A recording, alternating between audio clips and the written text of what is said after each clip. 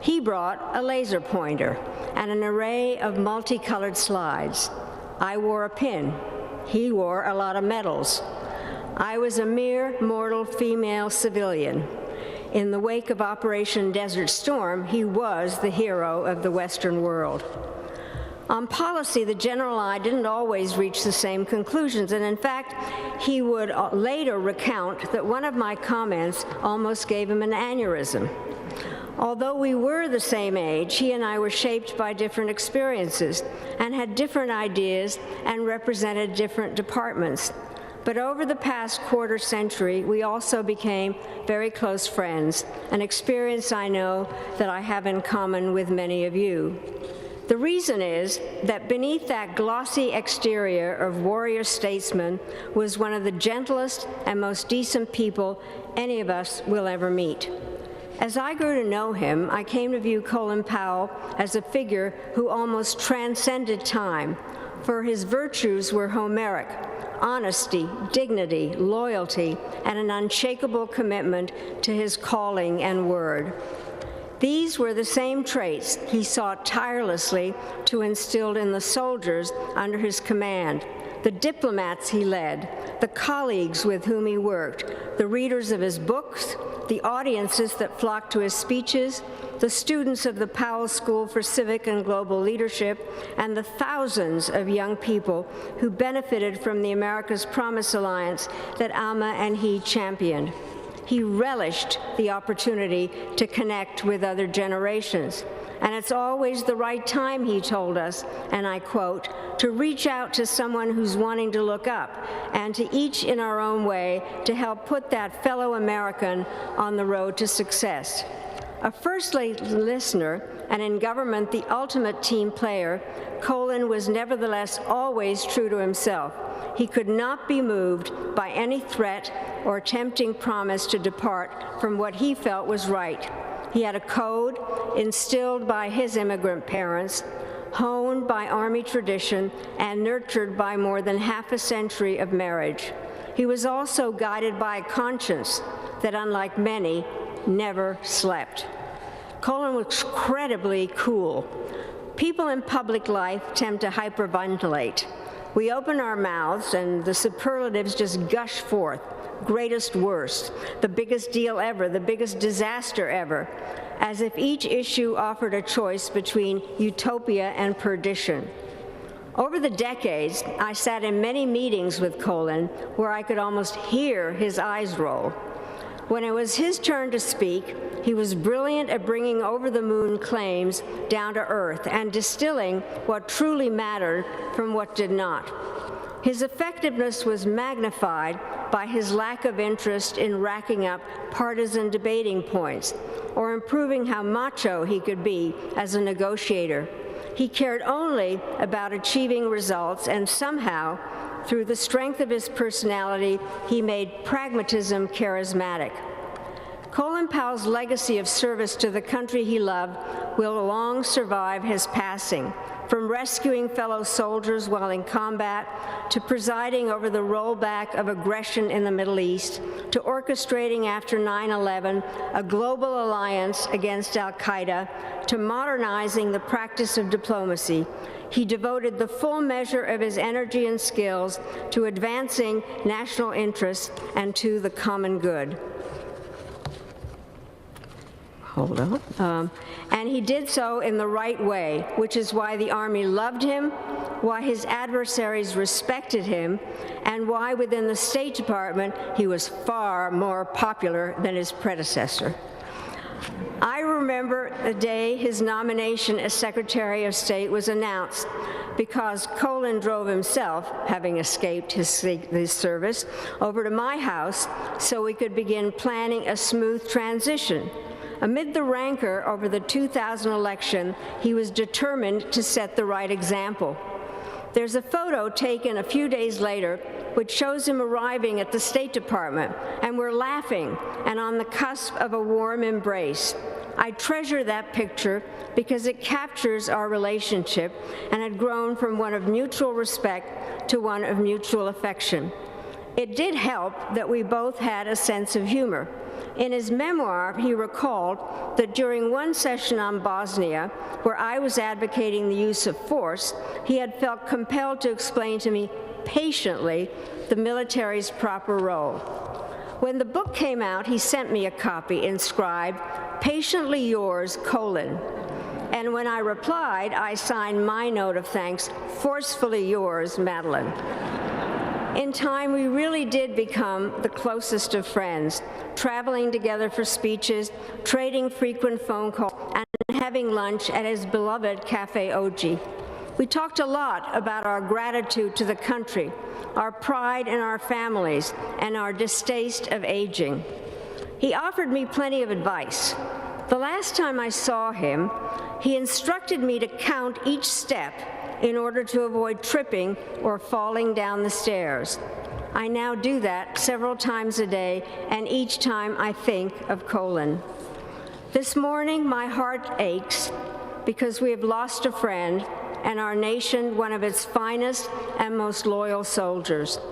Yet even as we contemplate the magnitude of our loss, we can almost hear a familiar voice asking us, no, commanding us, to stop feeling sad, to turn our gaze once again from the past to the future, and to get on with the nation's business while making the absolute most of our own days on earth, one step at a time. To that command, we can only reply, "Yes, sir."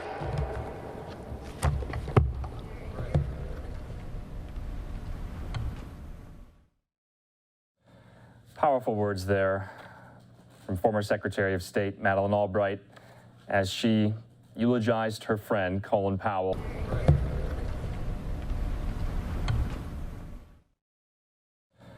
Powerful words there from former Secretary of State Madeleine Albright as she eulogized her friend Colin Powell today at the Washington National Cathedral. What we want to do right now is still play some more eulogies and more speeches from some of the speakers there. This one, we're going to hear from Colin Powell's son, Michael.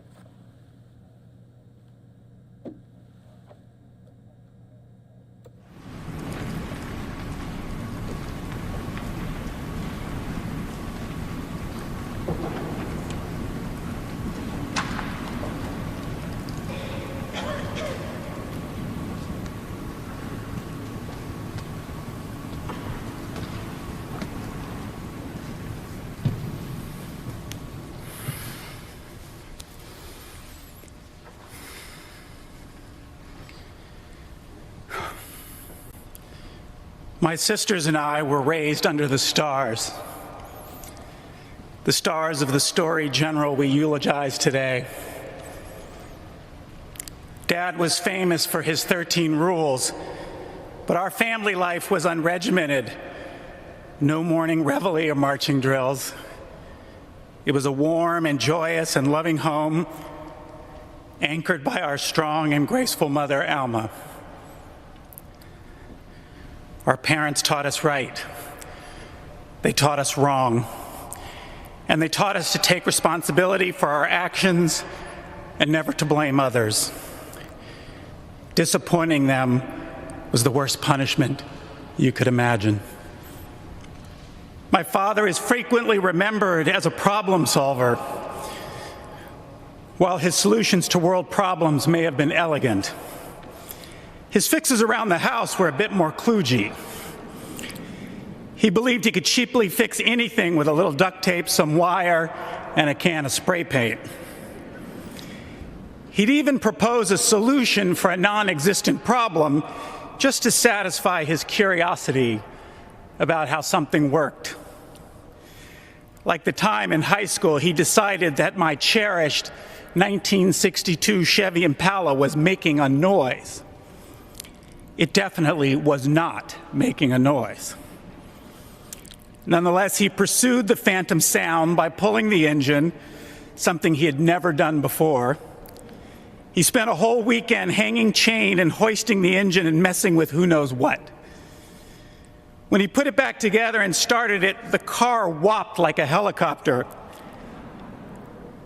We rushed to the door and saw him backing out of the driveway with a big, proud smile on his face.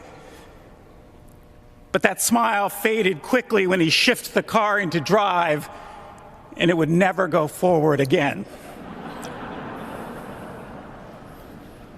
But he was always thinking, so he donated the car to the local fire department.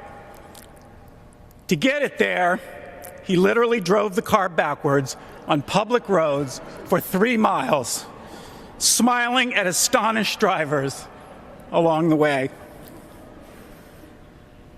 He liked tinkering. When he was a one-star general living in Fort Carson, Colorado, he inexplicably became fascinated with mechanical adding machines. He would buy them by the pallet at auction and then try to get the machines to work. At one point, there were so many adding machines, he had to store them in the garage refrigerator. I suppose every general needs a signature eccentricity. George Patton had pearl-handled revolvers. Colin Powell had adding machines. His zest for life derived from his endless passion for people. He was genuinely interested in everyone he met. He loved a hot dog vendor, a bank teller, a janitor, and a student as much as any world leader. Not long ago, he was driving his Corvette on the Beltway and got a flat tire. A young disabled veteran saw him and pulled over to help.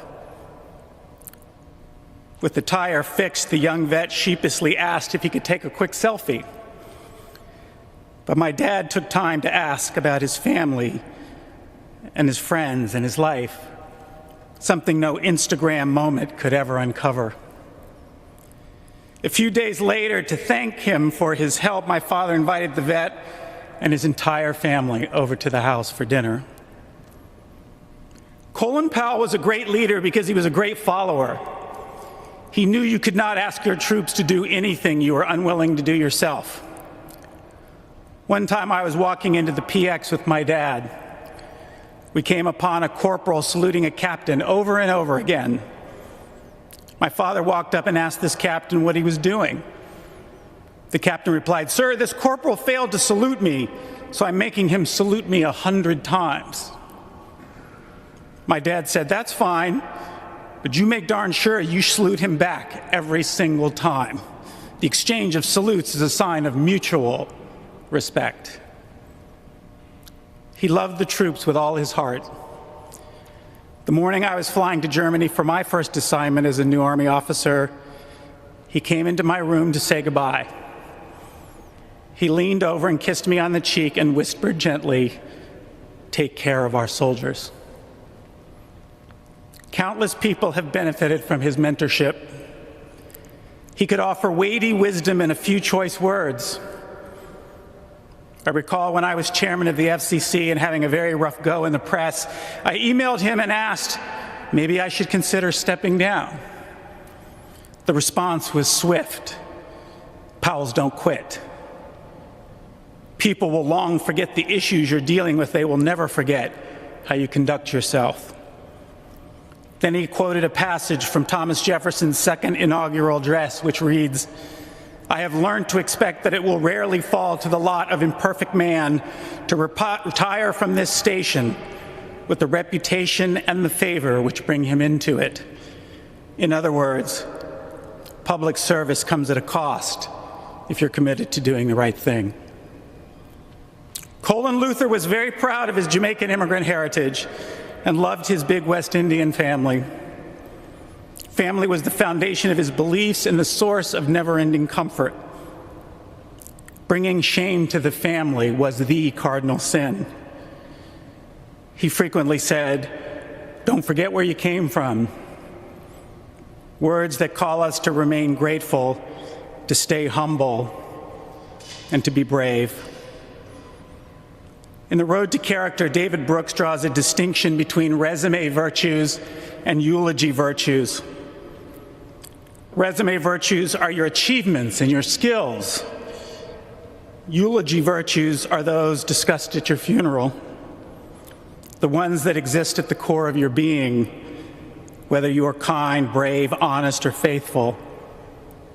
This person has a quiet but solid sense of right and wrong, not only to do good, but to be good. He wants to love intimately, to sacrifice self in the service of others, and to live in obedience to some transcendent trust. That was my father. The example of Colin Powell does not call on us to emulate his resume, which is too formidable for mere mortals. It is to emulate his character and his example as a human being. We can strive to do that. We can choose to be good.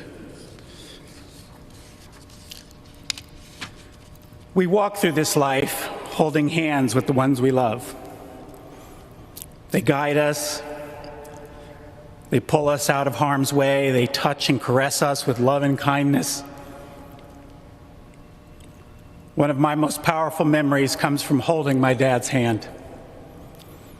I was hurt very badly and lying in an ICU bed following a bad accident. It was the middle of the night, yet my father was by my side after a long day of work. I was squirming in pain and anguish. Without a word, he just took my hand and squeezed it with a father's love. It instantly relaxed and put me at peace. The last night of his life, I walked in to see him. Now he was the one lying in an ICU bed. He could not see or speak to me. So I took his hand, just as he had taken mine decades before. I knew everything was not going to be okay. I wanted him to be at peace. But again, I felt my father's love in that hand. That hand that took my mother's hand in matrimony. That hand that held me as a baby. That hand that signed report cards, tossed baseballs, and fixed old cars. That hand that signed treaties and war orders, saluted service members, and gestured joyfully while telling a story. That hand is still now. But it left a deep imprint on the lives of family and dear friends, soldiers and sailors, presidents and prime ministers, and a generation of aspiring young people. Ralph Waldo Emerson said that the purpose of life is not to be happy, it is to be useful, to be honorable, to be compassionate, to have it make some difference that you have lived and lived well. My father made a monumental difference. He lived. He lived well. I've heard it asked, are we still making his kind? I believe the answer to that question is up to us. To honor his legacy, I hope we do more than consign him to the history books. I hope we recommit ourselves to being a nation where we are still making his kind. For as he said in his autobiography, his journey was an American journey. Colin Powell was a great lion with a big heart. We will miss him terribly.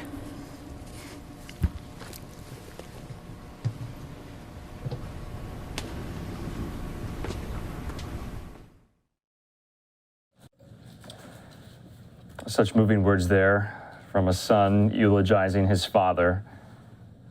So we just wanted to make sure we played some of these speeches today at the National Cathedral there in Washington, D.C., as the nation remembered Colin Powell early this morning. Presidents came out, President Biden, former Presidents Obama and Bush, former Secretary of State Hillary Clinton there in the first row. And so we aired that live. We're going to air it again in the weekend coverage as well on the overnight too. I'm Andrew Kraft. We're going to take a quick 2-minute commercial break. We're still monitoring all of the latest on Capitol Hill. Debate is happening right now on this procedural motion. It's going to last about an hour, but we're expecting around 9:30 or 9:45 a vote on the Infrastructure Investment and Jobs Act, then on a procedural vote, that's not the final passage, for Biden's social spending Build Back Better bill. So all of that and more in just 2 minutes here on Live Now from Fox.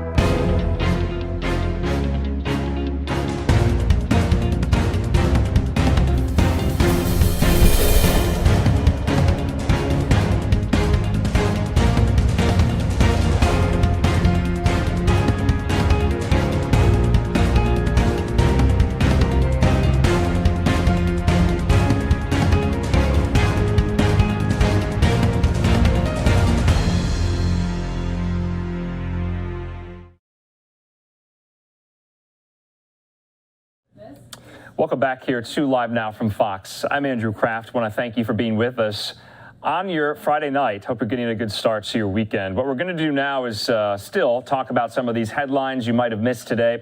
Earlier this afternoon, I spoke with Fox 5 Atlanta's reporter Eric Perry on day one of opening arguments in the Ahmaud Arbery murder trial there in Georgia. Here's my conversation.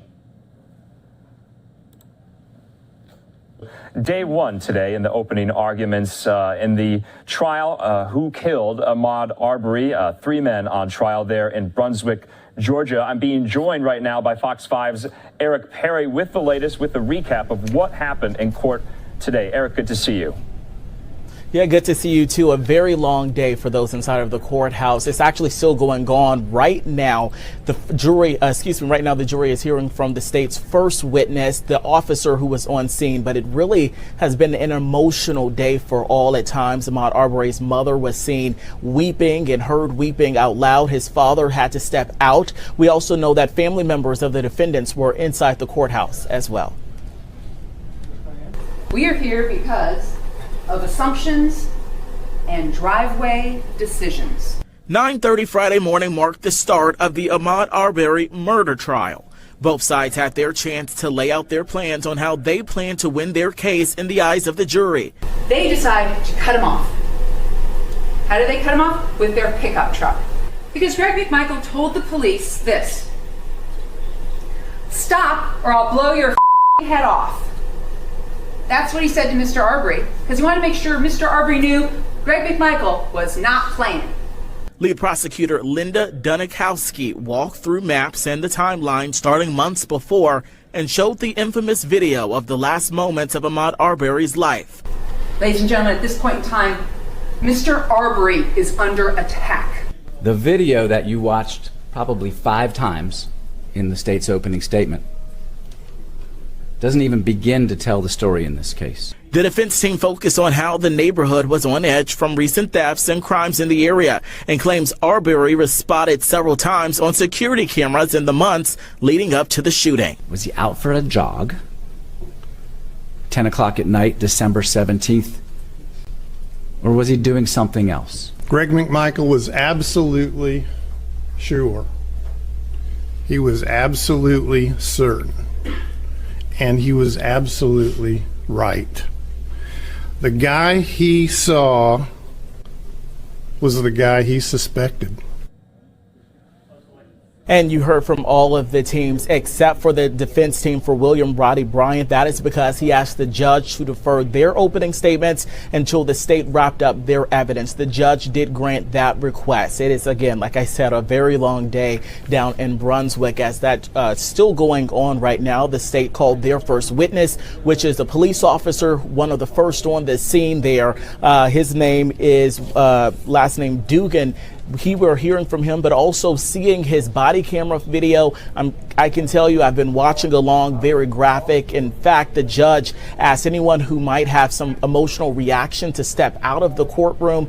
Do want to make a mention that Arbury's mother did not, but she was seen and heard weeping throughout that body camera. Really, really graphic, so we're not going to show you there, but really a long day and really just the start as all people are awaiting the outcome in a couple of weeks there, Andrew. You know, Eric, we were watching that alongside you too, of the graphic body camera footage of Ahmaud Arbery's body there lying on the pavement in that neighborhood. Yeah. And it was so hard to watch, and you can imagine just what his family and his mother must be going through.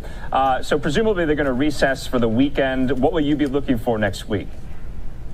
We'll be looking for this, the defense teams to come back for both the McMichaels and Bryant to ask the officers questions as well. We'll also be looking for jury response. I do want to make note, we talked about Arbery's mother, but also we've been watching the jury. That is who ultimately makes the decision. I know when we saw some of that graphic footage, the cell phone footage, the body camera footage, we saw some of the jurors there visibly shaken up. That is probably the reaction that the state is hoping for there. But next week we'll continue with the state getting a little bit earlier start since we did not hear from the defense team for Bryant there.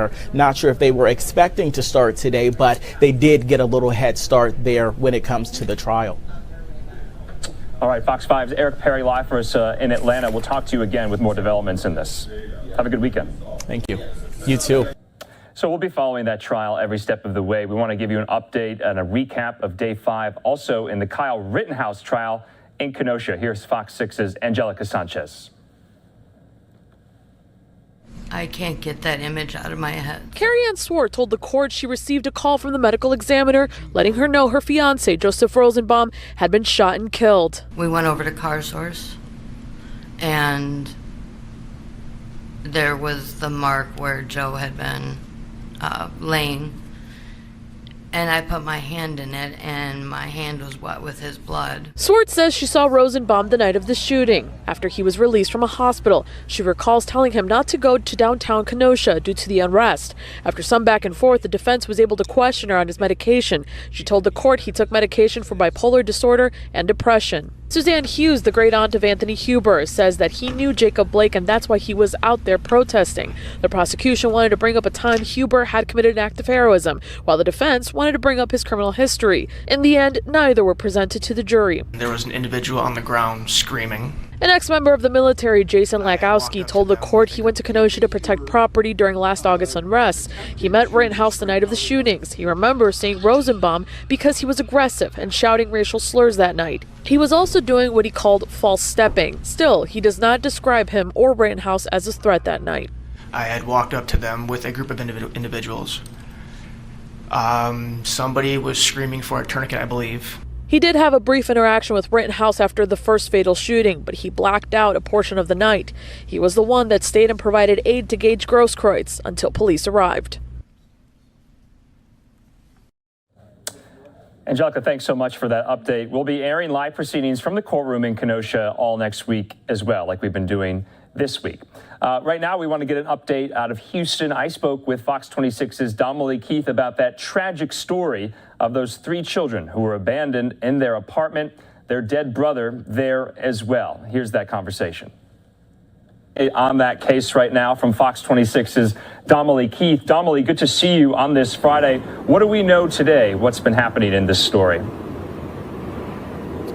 Hey there, Andrew. Yeah, Gloria Williams had a bond hearing today, and her bond was raised to more than $1.5 million. But also in that court hearing today, it came out that Williams and her boyfriend, Brian Coulter, were able to rent that second apartment for themselves, according to the prosecutor, thanks to government assistance Williams was receiving for little Kendrick Lee even after he was killed. While none of Gloria Williams' family members were here in court for her latest bond hearing, the founder of Parents Against Predators was. She don't deserve a bond. She don't deserve food, clothes, nothing, because her kids had nothing.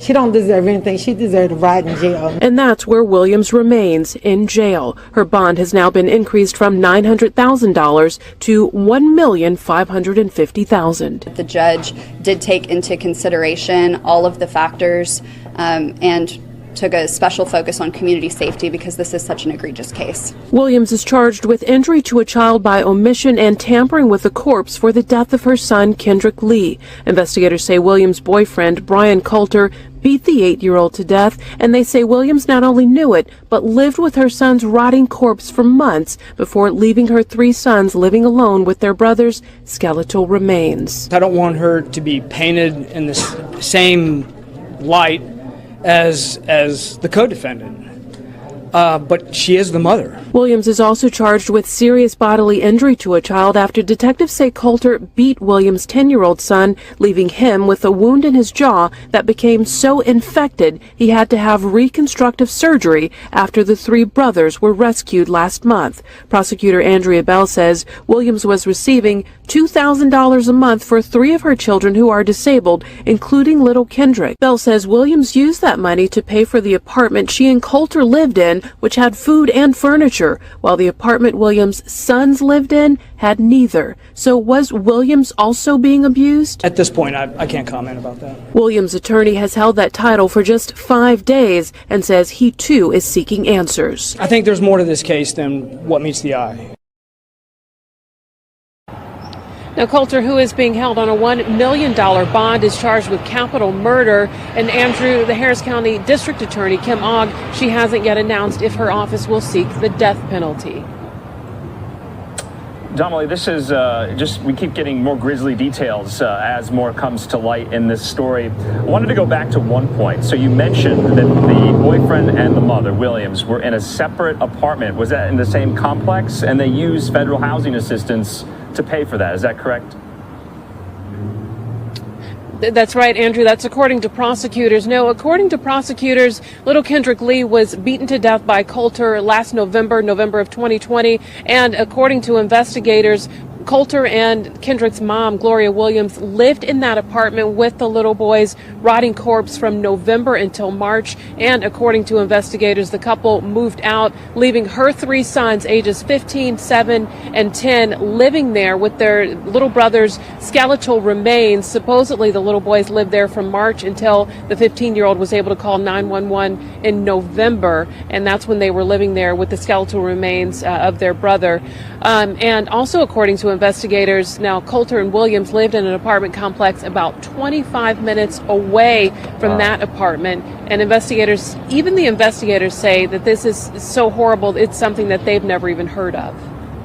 Donnelly, when will we see the boyfriend in court again? Well, his court date hasn't yet been set. His bond is at $1 million right now. Although bond had already been set for Gloria Williams, she was just given a new attorney, so her new attorney asked for another bond hearing, but yet another hearing hasn't been set yet for Brian Coulter. All right, Fox 26's Donnelly Keith. We appreciate all these updates on this really, really tragic story out of Houston. We'll talk to you again. So we will be following that story as well every step of the way here. What we want to do now is take you out to Milwaukee, Wisconsin. Remember this story of 3-year-old boy Major Harris. He was missing, and then, of course, so tragically, his body was found. Well, members of the man named as a person of interest in Major Harris's disappearance spoke out. Family members of Jaheim Clark. Now, Jaheim Clark took his own life when all of this was happening, but members of his family want to set the record straight. Here's what they had to say today in Milwaukee. This is Rashonda Lee. I'm the big sister of Jaheim Clark, and we're here today to discuss the circumstances surrounding his death. A lot of these questions are for the police because a lot of stuff just doesn't make sense. One of the questions is, why wait until Saturday for the Amber Alert when Mallory was clearly identified Thursday? when she was in the backyard. They came and showed us a picture of her. We didn't know who she was. We never saw her before, so we couldn't identify her off of the picture. They also showed us the specific make and model of her car. So how didn't they know who she was or identify her until Saturday?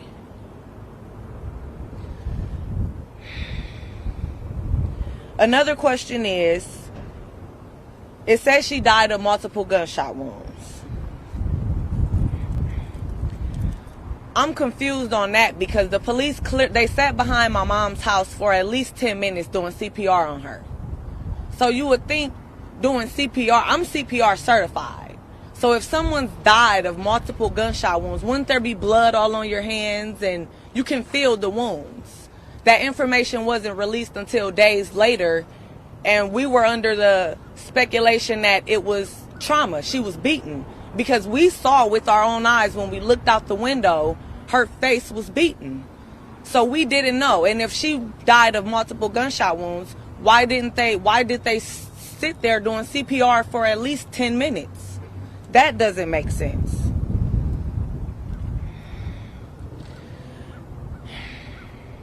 I saw my brother, Jaheim Clark, after the alleged suicide. And it does not look like suicide at all. You know, it's like a dent in the car. There was a dent in his head. Below the dent was a knot. His eye was cut right here. And you could tell someone tried to like sew it or glue it back together. This is from like right here down to right here. It's cut. You can clearly see that. Along with more than one bullet hole in completely different places.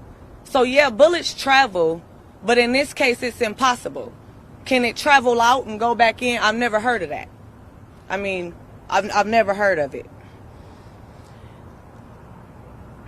He also had, it looked like defensive wounds on his hands that we can clearly see that they were fresh. His lips, they were swollen. You can tell that they were bleeding. His nose was swollen. All of this does not say suicide at all. Burn marks on his hands.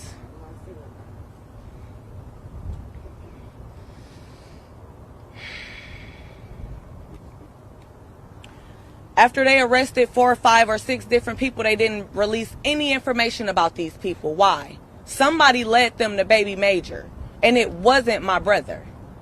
We don't know who these people are. For all we know, they could be sitting outside my mom's house watching.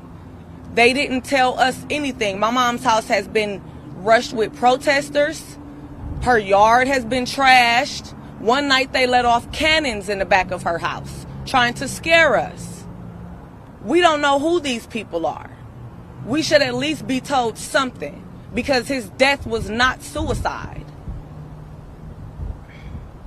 Besides that, the other adult that was in the house at the time was taken down for questioning. He was made to go for questioning. They told us that he went voluntarily, which was not the truth. My 13-year-old brother and my 6-year-old sister went with him. They told us that they were all together. That was not the truth. The kids were in separate rooms, and they questioned them. Without any parents knowing, without any parents' consent, a 6-year-old was questioned about a body being dragged out of a house without her parents' consent or any parent around. That is not right. A lot of this stuff is not making sense. My last question is, why on earth would the medical examiner and the police department have a non-disclosure agreement on Jaheim's autopsy reports? If it's suicide, apparent gunshot wound, that should be that, right? Why is there a non-disclosure agreement in place for his autopsy reports? These are all things that we have proof for. They're facts. This is not adding up. Everybody else who was involved in the case, their autopsy reports have been released. If his is suicide, why isn't it being... My mom hasn't even gotten his autopsy report. On top of them not letting us identify his whole body after the fact. They told my mom, you can identify your son at the funeral home. They didn't even give her proper grieving process. So we want answers, because we'll be out here. Justice for Jaheim. I just want to speak. My name is Carl. I'm an older cousin of Jaheim Clark. I just want to say that my interaction with my older cousin, Shonda, was merely after Sunday when she was taken into custody.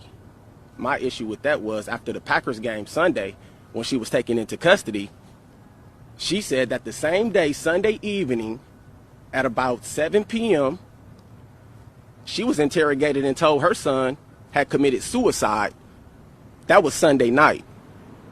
Monday morning, at about 8 or so in the morning, Fox 6 reported that it had just happened maybe an hour ago in the area of 31st and Custer. They reported this over and over throughout the day. It wasn't adjusted until either later on that night or the following day. We know that who's ever in close proximity with the media is the police department. They control what they tell the media, where the locations are. Why wasn't the family informed later the night that it supposedly happened? If it happened Sunday, because my cousin was taken into custody and told Sunday that her son had committed suicide. Monday morning, Fox 6 reported that it had just happened. Then, for the police to tell her today to come pick up her son's property, that's concluding an investigation. That's finality. You aren't allowed to pick up property until the police is done with an investigation. I spoke with the medical examiner myself. I went to the medical examiner's office myself because I wasn't satisfied with the response that a woman, middle-aged, gave my cousin over the phone, which was, you can identify your son in a funeral home. To me, that speaks volumes because you're in a position to put yourself in a position of a mother to grieve with you, despite what that person laying in front of you circumstances are or how they got there. How can we be one and your job is to make sure everything's coming together and the grieving process goes right, and you're not even offering the formalities over the phone. So when I spoke with the medical examiner at the medical examiner's office, I asked him, I said, was there any other trauma to Jaheim Clark's body? He said no, and he pointed towards the top of the skull. Throughout this process, I've been back and forth to the funeral home, so it kind of took its toll on me. My cousin had cigarette burns on his hands. Several. Fresh cigarette burns. Now either somebody played with him after the fact, or the makeup just couldn't do him justice. I reviewed the pictures. They released the pictures, but they won't release the autopsy report. So the pictures, he has 2 gunshot wounds to the top of the head, 2 exit wounds out the bottom of the neck. I've never seen a person commit suicide and shoot themselves in the head 2 times. I've been shot before, so I know. Ain't nobody answering no questions.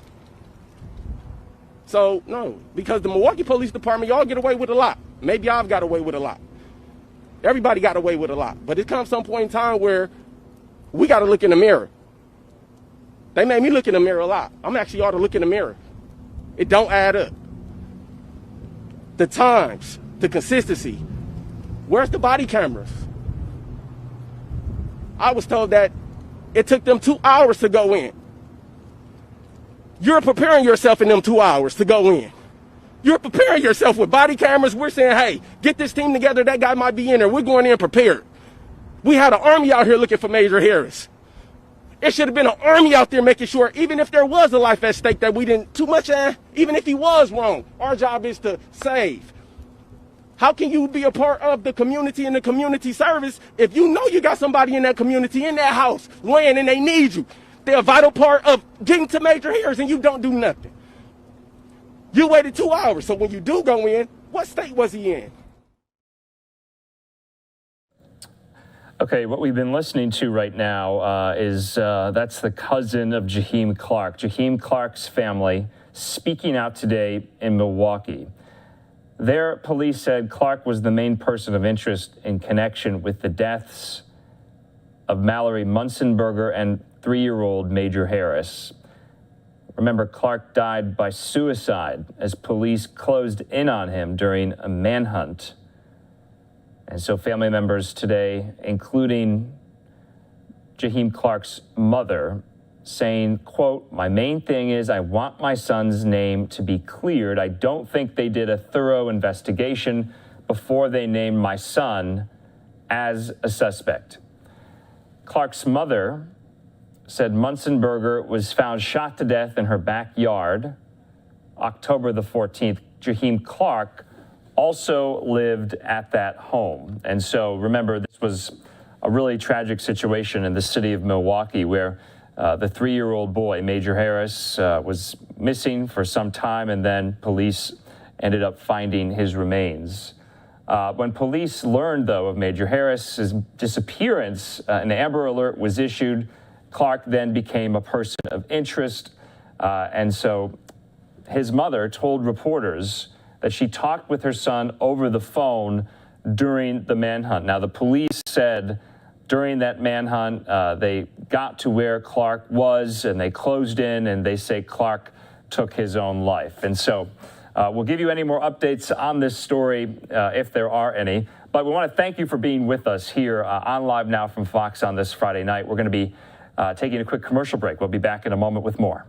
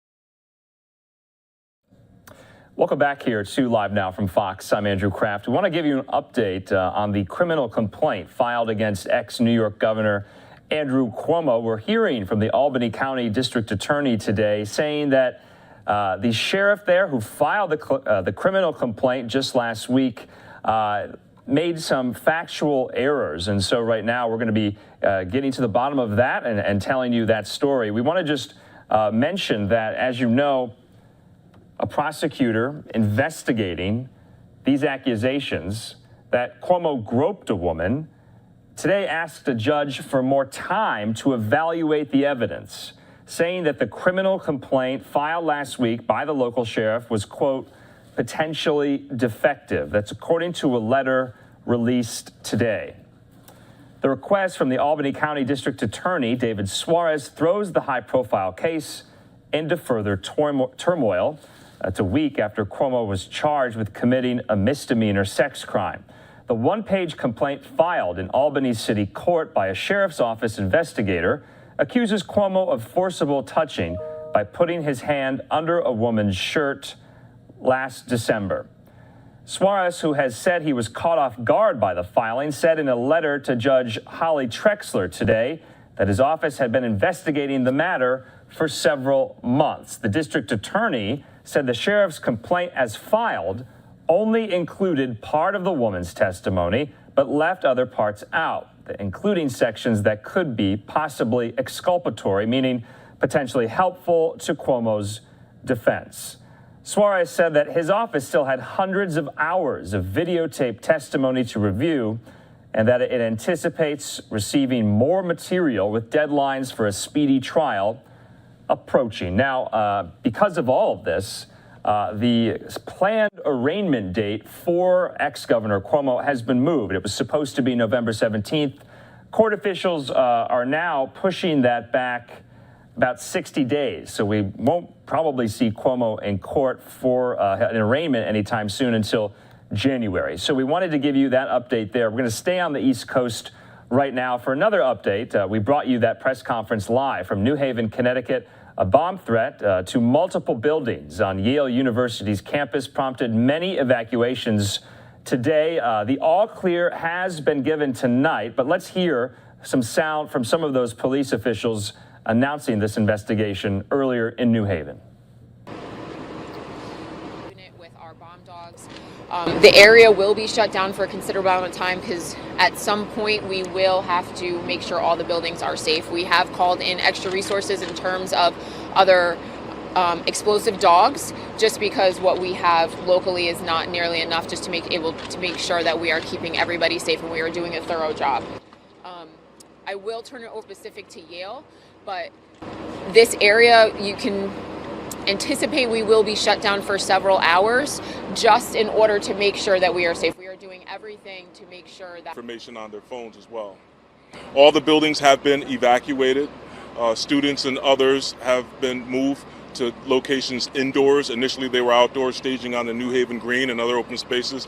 They are now in locations around the campus so they can be warm, make calls, do what they need to do.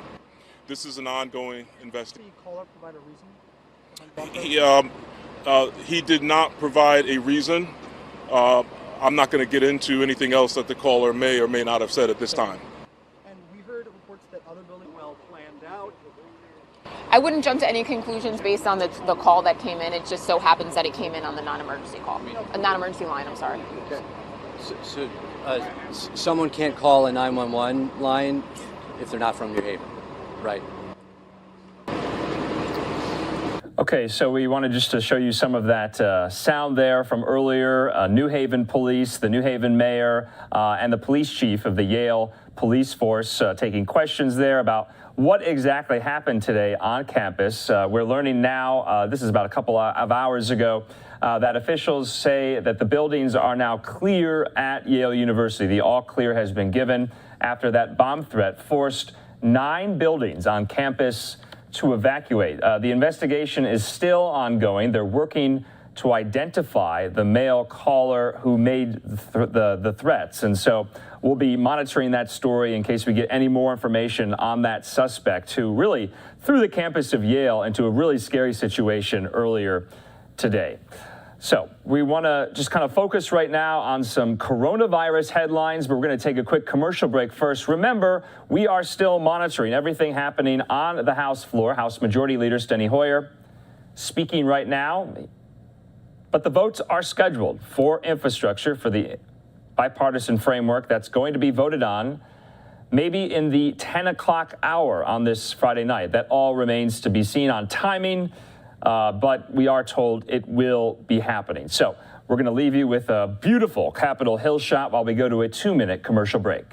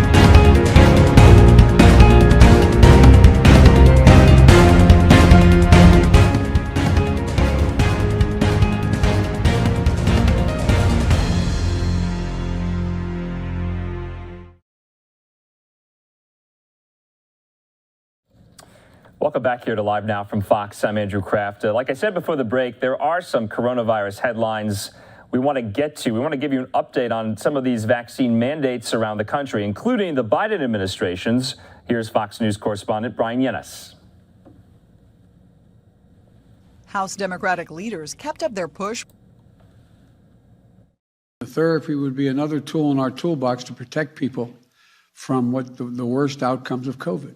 President Biden says the U.S. has secured millions of doses of Pfizer's anti-COVID pill. The drug maker announced Friday the treatment cut hospitalizations and deaths by nearly 90% in a clinical trial. Pfizer expects to apply for emergency use authorization soon. If given the green light, health experts say the pill could ease the burden on hospitals. Even if you start the medicine 5 days after having contracted the disease, COVID-19 with symptoms, you have now 85% protection. The Biden administration maintains the best way to prevent COVID is by getting vaccinated. Nearly 70% of the U.S. is fully vaccinated against the virus, and we could see the number rise as children 5 through 11 years old begin getting their shots. I just couldn't understand why, when we have the vaccine, when we have these opportunities, that we don't want to protect our babies. Meanwhile, a new government-issued vaccine requirement aims to get some 84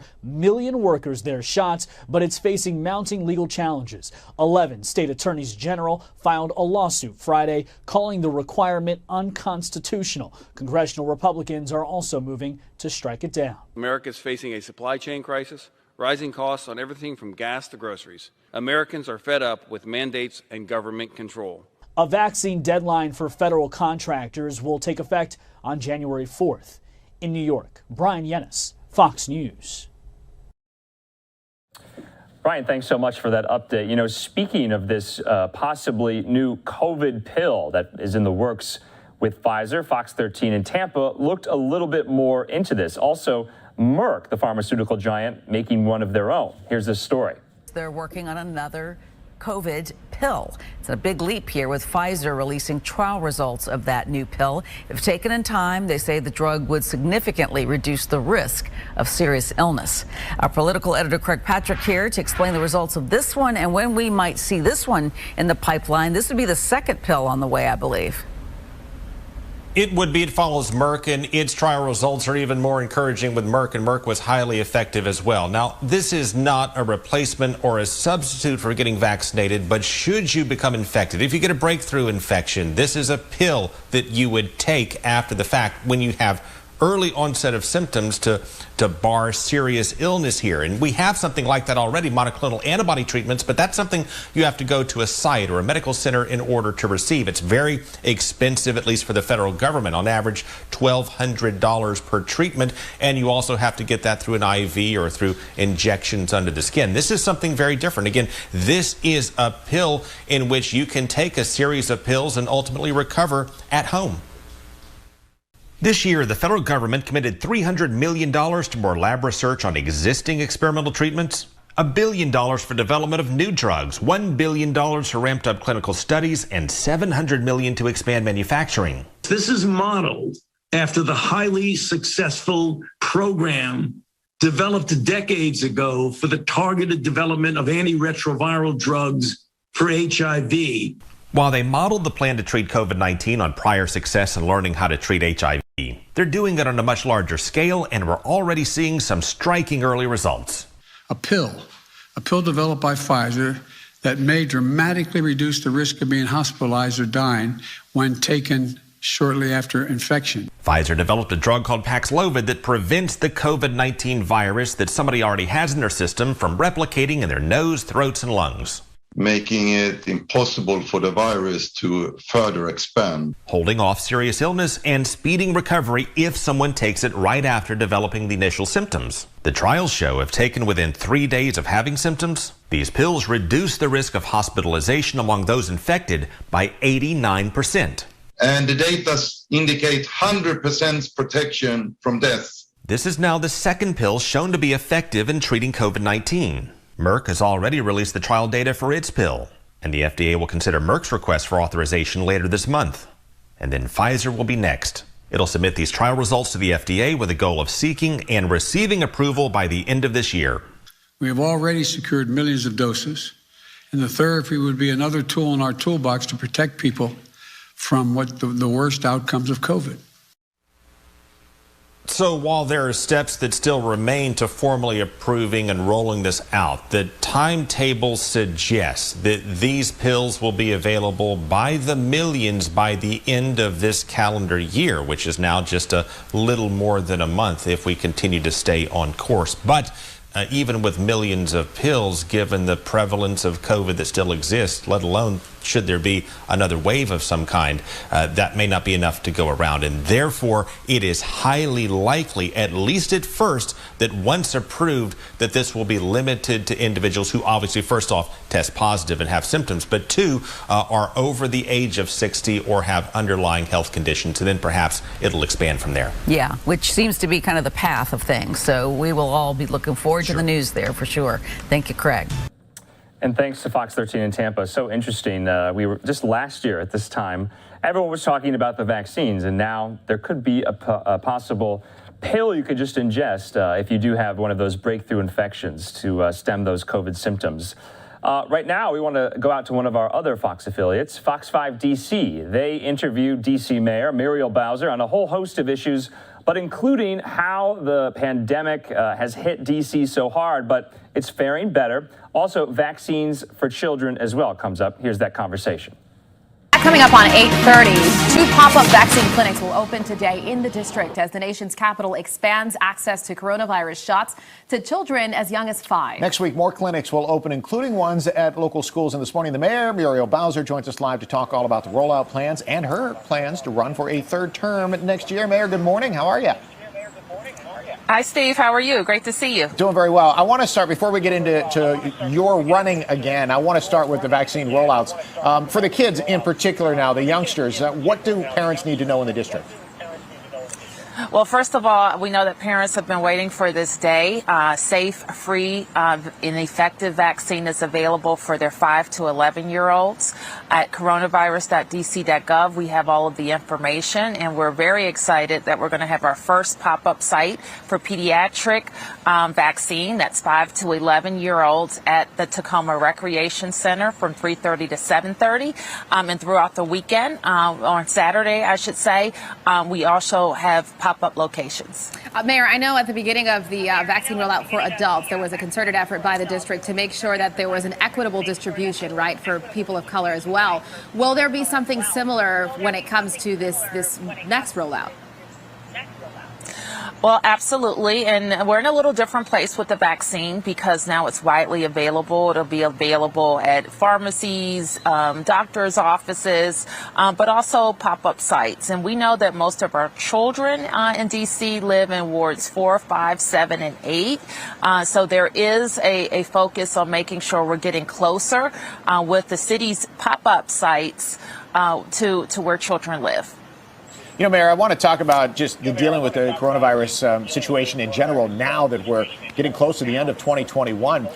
You know, there are some people that have said other jurisdictions maybe are looking more at specific metrics in the city. Some people say that, well, you might just hold a little bit more power yourself, Mayor.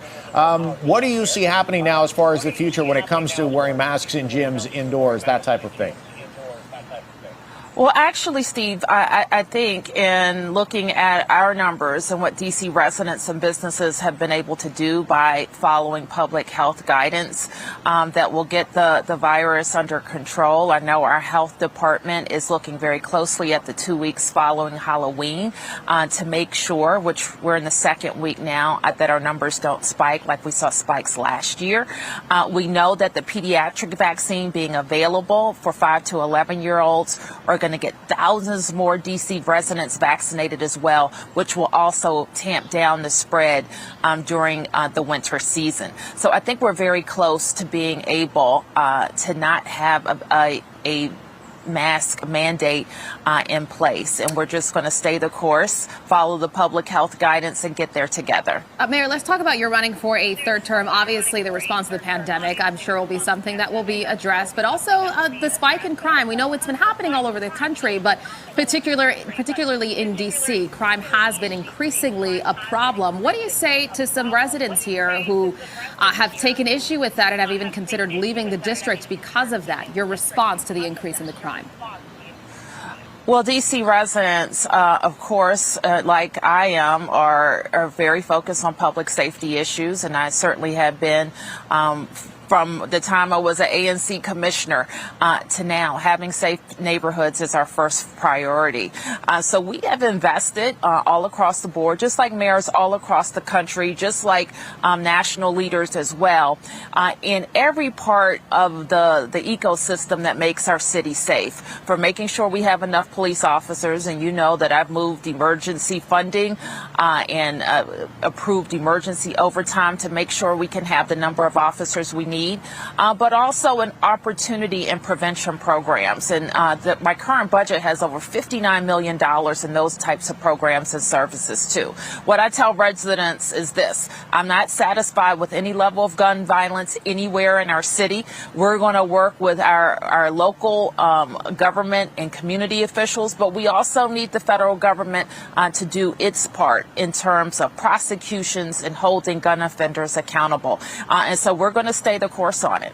Mayor, look, I know you love your job. You've told us that a million times in the past. But was there any specific issue that drove you to saying, I want to do this for another 4 years? Is it something that you were not able to accomplish yet, or something that you want to continue pushing for? We need to do more, Steve. We have accomplished a lot. It's true. That's what residents tell me all over the city, that they're very proud of the work we did during COVID, proud that we represented not only our city, but our nation in standing up against Donald Trump. Happy that we were able to reopen our schools to full-time learning and hybrid learning before anybody else in the region. But we know that COVID has changed our city. And I believe firmly that we need steady and experienced leadership, a leader that has been battle tested, has been in a place to make tough decisions, and has been the person to speak for the city at Congress, in the White House, and to the world. That's what we need right now for the next 4 years. And I am just proud of the work that we've done, and I'm energized for what lies ahead. All right, Mayor Muriel Bowser running for a third term. All of the issues that we talked about certainly to be discussed even more as you campaign. Mayor Bowser, thank you for speaking with us this morning. Appreciate it. Thank you. Thank you. Thanks, Mayor. It's 8:35.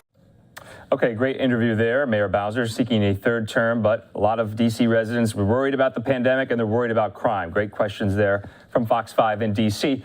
Right now, though, Speaker Pelosi is on the floor of the House making remarks right now. We just got a statement in from the White House from President Biden saying, I am urging all members to vote for both the rule for consideration of the Build Back Better Act and final passage of the bipartisan infrastructure bill.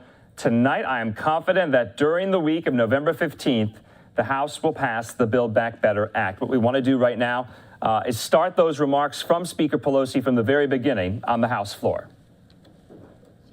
In the Congress and as vice president in terms of legislation and his respect for all of our members, paying so much attention to their concerns and more especially to how we can work together to meet the needs of the American people. This is Build Back Better with women, Build Back Better for the people. It will be one of the most significant legislative undertakings that any of us have ever been part of. And I say that with great proprietary attitude toward the Affordable Care Act, was transformative and historic. This is even bigger than that. In fact, it strengthens the Affordable Care Act. So if you're talking about how we want to have immediate and enduring difference for the workers and families, creating jobs, securing middle-class tax cuts, lowering costs for families, and making the wealthiest pay their fair share, all the while contributing to reducing the national debt, making everyone pay their fair share. Did I hear a laugh over there? Did I hear a laugh from those who added $2 trillion in tax cuts for the richest people in America, 1%, 83% of it going to the top 1%. This is paid for, and more than paid for. In terms of jobs, together with the historic bipartisan infrastructure bill, it will create an estimated 2 million jobs each year, 20 million jobs over the life of into the next decade. And that's just immediately to this legislation, not talking about what it will generate as many more women are in the workplace. If you look at any piece of the bill, it would be extraordinary. Madam Speaker, if we came to the floor and just talked about protecting our planet for our children, it's always about the children. The green aspects of this bill are for the children and their future. It's about creating good-paying jobs. It's about, again, a generational challenge that we have. It's about health care, the air our children breathe, the water they drink, the atmosphere in which they can thrive. It's about jobs, again, good-paying green jobs, making America preeminent to the world in the new green technologies, and sharing that information with other nations so that they can succeed as well, underdeveloped countries. It's also about security. National security experts come to us and say that we must treat this as a security issue. Years ago, when I was still in the Intelligence Committee itself, I'm still ex officio, but then in the committee, we were even seeing the need for using our technology and our knowledge in terms of protecting our country, recognizing the assault on our planet that the climate crisis would be. And why? Because, as you know, with rising sea levels, encroachment of deserts, drying up of rivers, great rivers of Asia, all of the things that are happening, the thermal management of the planet, the list goes on and on. All of this have created, in many ways, drought, famine, floods, violent storms of record proportion. And so the experts say that the competition for habitat and resources that this causes can increase conflict, as we have migrations and the rest can cause conflict. So we must anticipate that as a security concern, as it is already. And then when we talk about it, health for the children, jobs for their families, security for our country, we also recognize that this is a moral issue for us all. If you believe, as do I, that this beautiful planet is God's creation, then we must be good stewards, have a responsibility to be good stewards of it. But even if you don't share that religious belief, we all agree that we owe it to our children. I would hope we would all agree that we owe it to our children to pass this planet on to them and future generations in a responsible way. So even if this bill were just about that, it would be historic in its proportion and its transformative nature and worthy of just voting for that. But it isn't about just that. We'll make historic progress to nearly universal health care coverage in America, strengthening the ACA to make coverage more affordable for those who buy insurance on their own. It also contains the Medicare hearing benefit, making a major difference for seniors. As you probably know, Madam Speaker, I know you do, but my colleagues, there are some states would not accept expand Medicaid. This is a great disadvantage to children, not only children, but seniors who depend on Medicaid for long-term health care and the rest.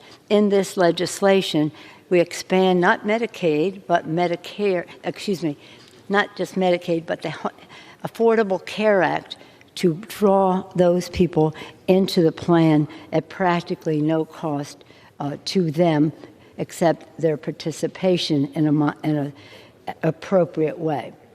Build Back Better makes historic Medicare prescription drugs negotiation for the very first time. The Secretary of HHS would have the power to negotiate lower prices for some of the most expensive medicines our seniors use.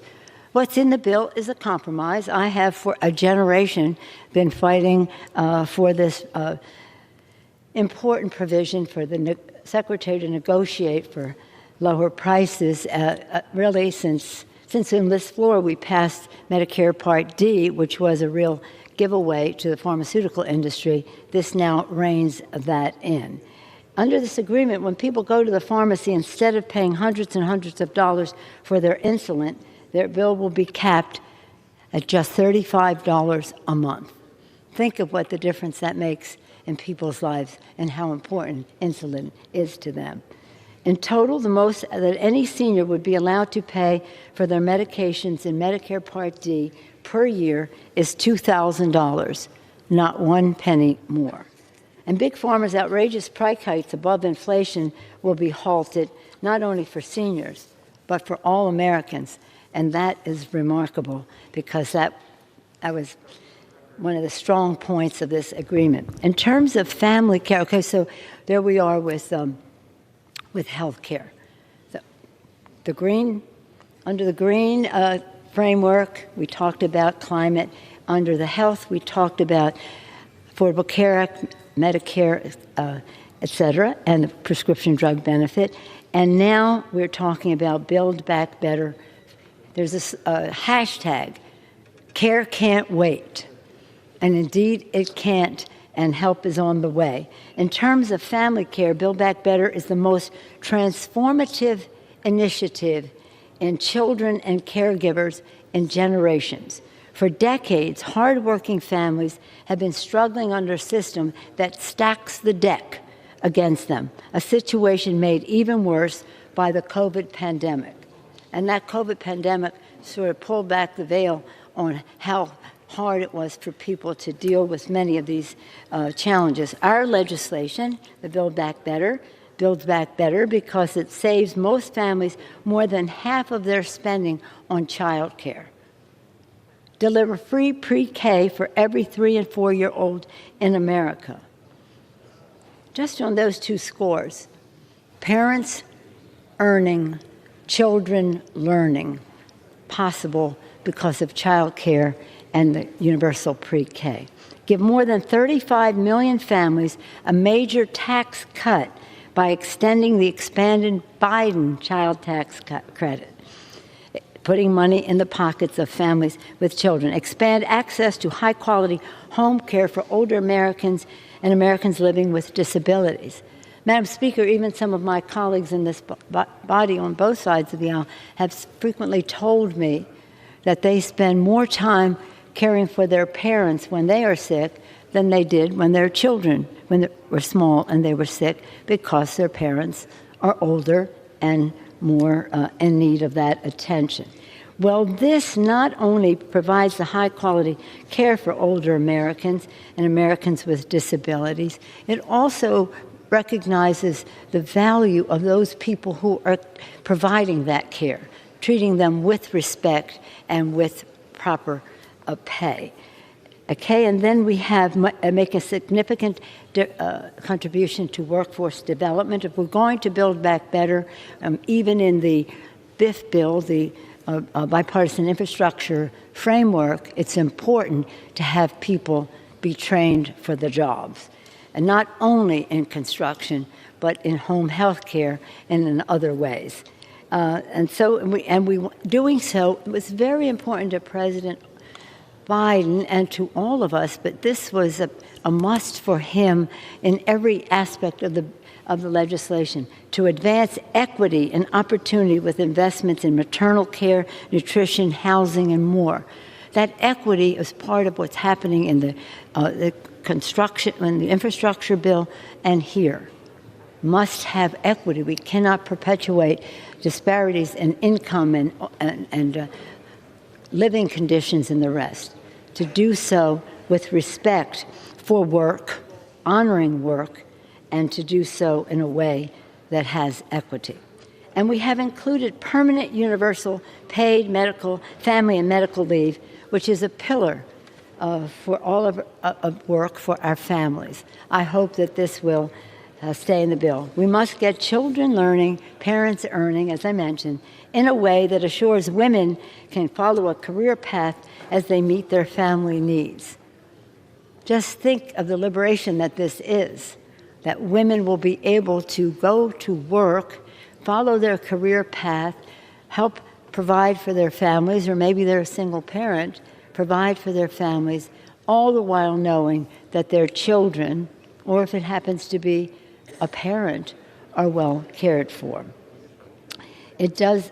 So I'm very excited about what it does in that regard. Again, I talked about the climate, and I won't go back into it, but except to say that with all that we want to do in the climate sector, we have to meet our goals.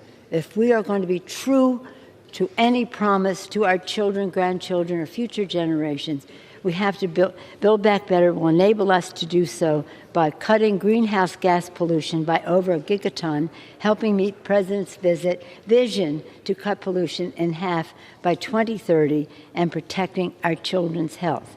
It will drive forward the clean energy economy, creating good-paying jobs and lowering families' energy costs. And it will advance environmental justice, back to that equity issue, as it will educate a workforce for the future and advance housing initiatives that are resilient and green. The Build Back Better is fully paid for and reduces the national debt.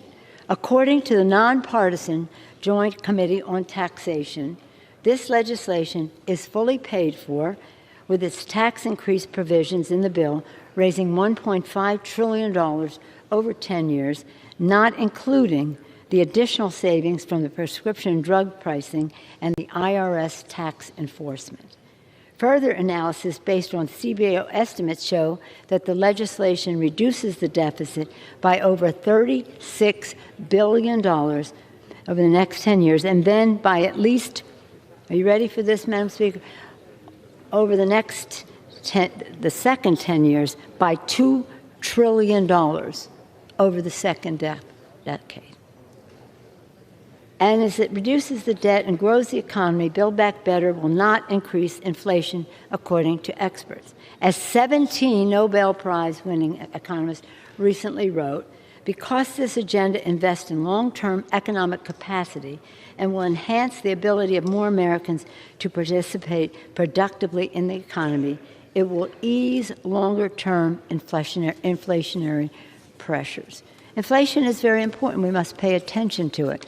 And that's why it's so essential to pay for the legislation. But I'm a pay-as-you-go person. I always want us to be able to pay for or offset any new investments that we have. So this legislation is consistent with that. President John F. Kennedy once said, "To govern is to choose." To craft and pass this bill, choices had to be made. And we see it's big, it's transformative, it's historic. So it will be challenging. And different members will have different views of how we go about prioritizing and the rest. In this chamber, this very chamber, when people come here, I love to tell them about the history of this chamber. This is a chamber that abolished slavery, a chamber that declared war in World War II and before. It is an historic chamber, a place that we all must treat with great respect. And we will enhance the luster of this institution if we pass this historic, transformative legislation. No piece of legislation contains everything, and once we pass Build Back Better, more work must remain to strengthen the financial security of America's working families, to improve families' health care, and to protect the planet and more. But we cannot and will not miss the opportunity to build back better for women, for children, for the people. The Build Back Better agenda creates more jobs, secures more major tax cuts for the middle class, and lowers costs for families while making the wealthiest pay their fair share. It's not punitive, it's fair share. And it's agenda for workers, for families, for children, for the planet, and as I said, for women, and the passage of this rule will take a strong step in achieving this goal.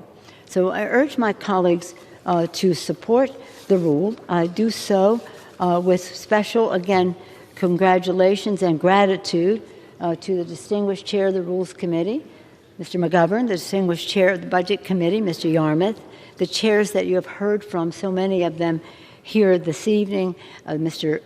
Richie Neal from Ways and Means, so important all of this, Frank Pallone of the Energy and Commerce Committee, Bobby Scott in terms of education and labor, three really important committees in the legislation, and housing, Maxine Waters and her contribution in that regard, Mr. Grijalva in terms of the climate issues in the Natural Resources Committee. The list goes on and on. And it is a list, really, a gallery of heroes, of people who have brought their knowledge, their experience, their legislative skills to bear, their knowledge and therefore their judgment to get the job done for the people. And we do all of this in such a way that has equity. And so we thank the President of the United States for his extraordinary leadership, his encyclopedic knowledge of what is in the legislation, because he's been working for these issues so long, for the opportunity it will provide for families, children, dads and moms who need to have help at home, and to do so in a way that treats people with respect. Respect for their work, respect for their families, respect for their future. With that, Madam Speaker, I yield back the balance of my time and urge a yes vote on the legislation. Gentleman from Texas. Gentleman from Texas. House will come to order. Gentleman from Texas. I'll reserve for closing. Gentleman reserves. Gentleman from Massachusetts. Okay, so Speaker Pelosi making her case on the House floor there for these votes tonight. But you heard from one of those Republican House members off in the distance. I was following this on Twitter right now. That was Representative Brian Mast from Florida. He yelled, "You can get an Emmy for that one," as Speaker Pelosi got up as she finished her speech there. So quite a lot of drama still on Capitol Hill tonight. We're at the top of the hour here, 7 o'clock on the West Coast, 10 p.m. there in the nation's capital, as we continue to watch all of this unfold. We're going to take a quick 2-minute commercial break. We'll have more on that in just a moment.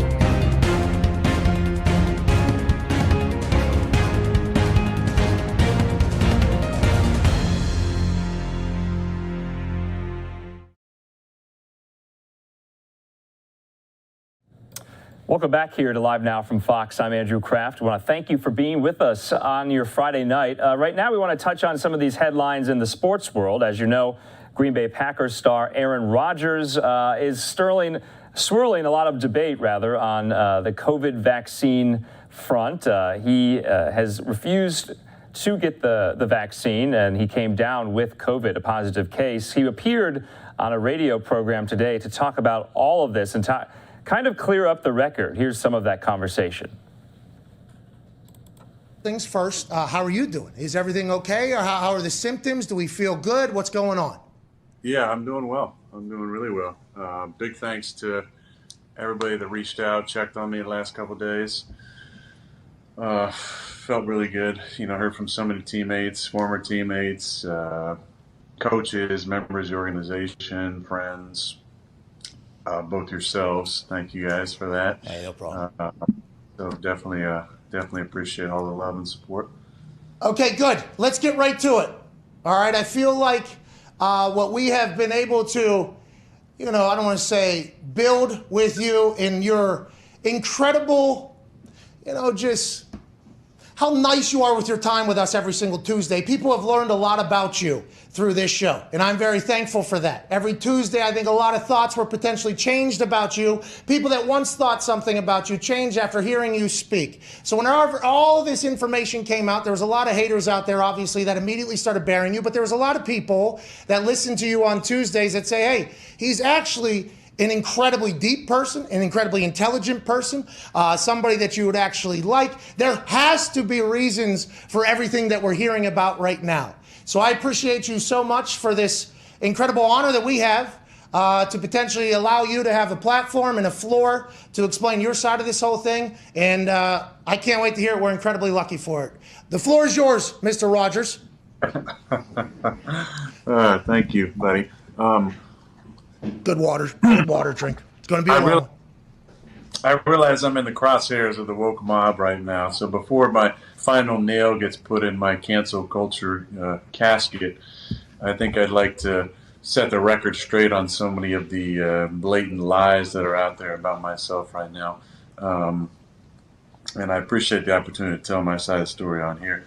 First of all, I didn't lie in the initial press conference. During that time, it was a very, witch hunt that was going on across the league, where everybody in the media was so concerned about who was vaccinated and who wasn't, and what that meant, and who was being selfish, and who would talk about it, and what it meant if they said it's a personal decision. They shouldn't have to disclose their own medical information and whatnot. And at the time, my plan was to say that I've been immunized. It wasn't some sort of ruse or lie. It was the truth. And I'll get into the whole immunization in a second. But had there been a follow-up to my statement that I've been immunized, I would have responded with this. I would have said, look, I'm not, some sort of anti-vax flat earther. I am somebody who's a critical thinker. You guys know me. I march to the beat of my own drum. I believe strongly in bodily autonomy and the ability to make choices for your body, not to have to acquiesce to some woke culture or crazed, group of individuals who say you have to do something. Health is not a one-size-fits-all for everybody. And for me, it involved a lot of study in the off-season, much like the study I put into hosting Jeopardy or the weekly study I put into playing in the game. I put a lot of time and energy and research and met with a lot of different people in the medical field to get the most information about the vaccines before making a decision. And in actuality, it was pretty easy in the beginning to eliminate two of them. And it didn't involve going into the questionable history of some of their criminal activities and fraud cases or any of that stuff. It was simply the fact that I have an allergy to an ingredient that's in the mRNA vaccines. So on the CDC's own website, it says, should you have an allergy to any of the ingredients, you should not get one of the mRNA vaccines. So those two were out already. So my only option was Johnson & Johnson. At this time, in the early spring, I had heard of multiple people who had adverse events around getting the J&J. nothing that was no deaths or anything, but just some really difficult times and physical abnormalities around the J&J shot. And then in mid-April, the J&J shot got pulled for clotting issues, if you remember that, right? So the J&J shot was not even an option at that point. So then my options became, okay, what can I do to protect myself and my teammates if there's not one of the big three options for me in my own body?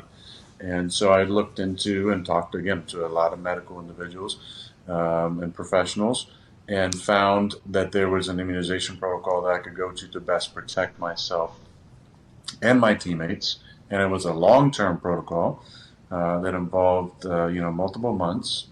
And I'm very proud of the research that went into that, and the individuals that I met with, and we felt like it was what was best for me. It was not, again, something that the league didn't know about. The league was fully aware of it upon my return to the Packers, and it was at that point that I petitioned them to accept my immunization status as under their vaccination protocol. Now, at the time, they had only had the big three was what they're going to do, and if you weren't in the vaccinated category, you were in a different category, which involved some draconian measures and protocols that you would have to adhere to, which in my opinion were not based on science. Were more based in a shame-based environment to try and get as many guys to get vaccinated as possible so that the league looks better to the rest of the world. That was the focus of these protocols, which I'll get into when I finish this diatribe here about the petition. So I petitioned the league. Initially, they returned and said, no, you'll be in the unvaccinated category. And I also said, how come there's no exemptions for medical exemptions, religious exemptions, pre-existing conditions? And they basically said, look, those are all basically exempted, but you would be put in the non-vaccinated category. And I'll get into what that meant from a scheduling standpoint shortly, but there wasn't any way of getting around that in their mind. So after they came back and said, no, you're unvaxxed, I said, okay, I'm going to appeal this.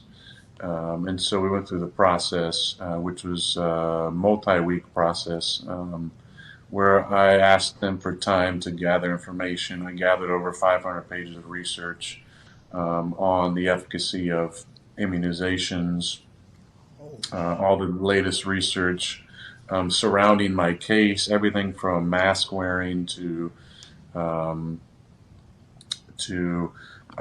efficacy of the vaccines and the duration of the antibodies, just all the latest research, right, that I was getting from my medical team.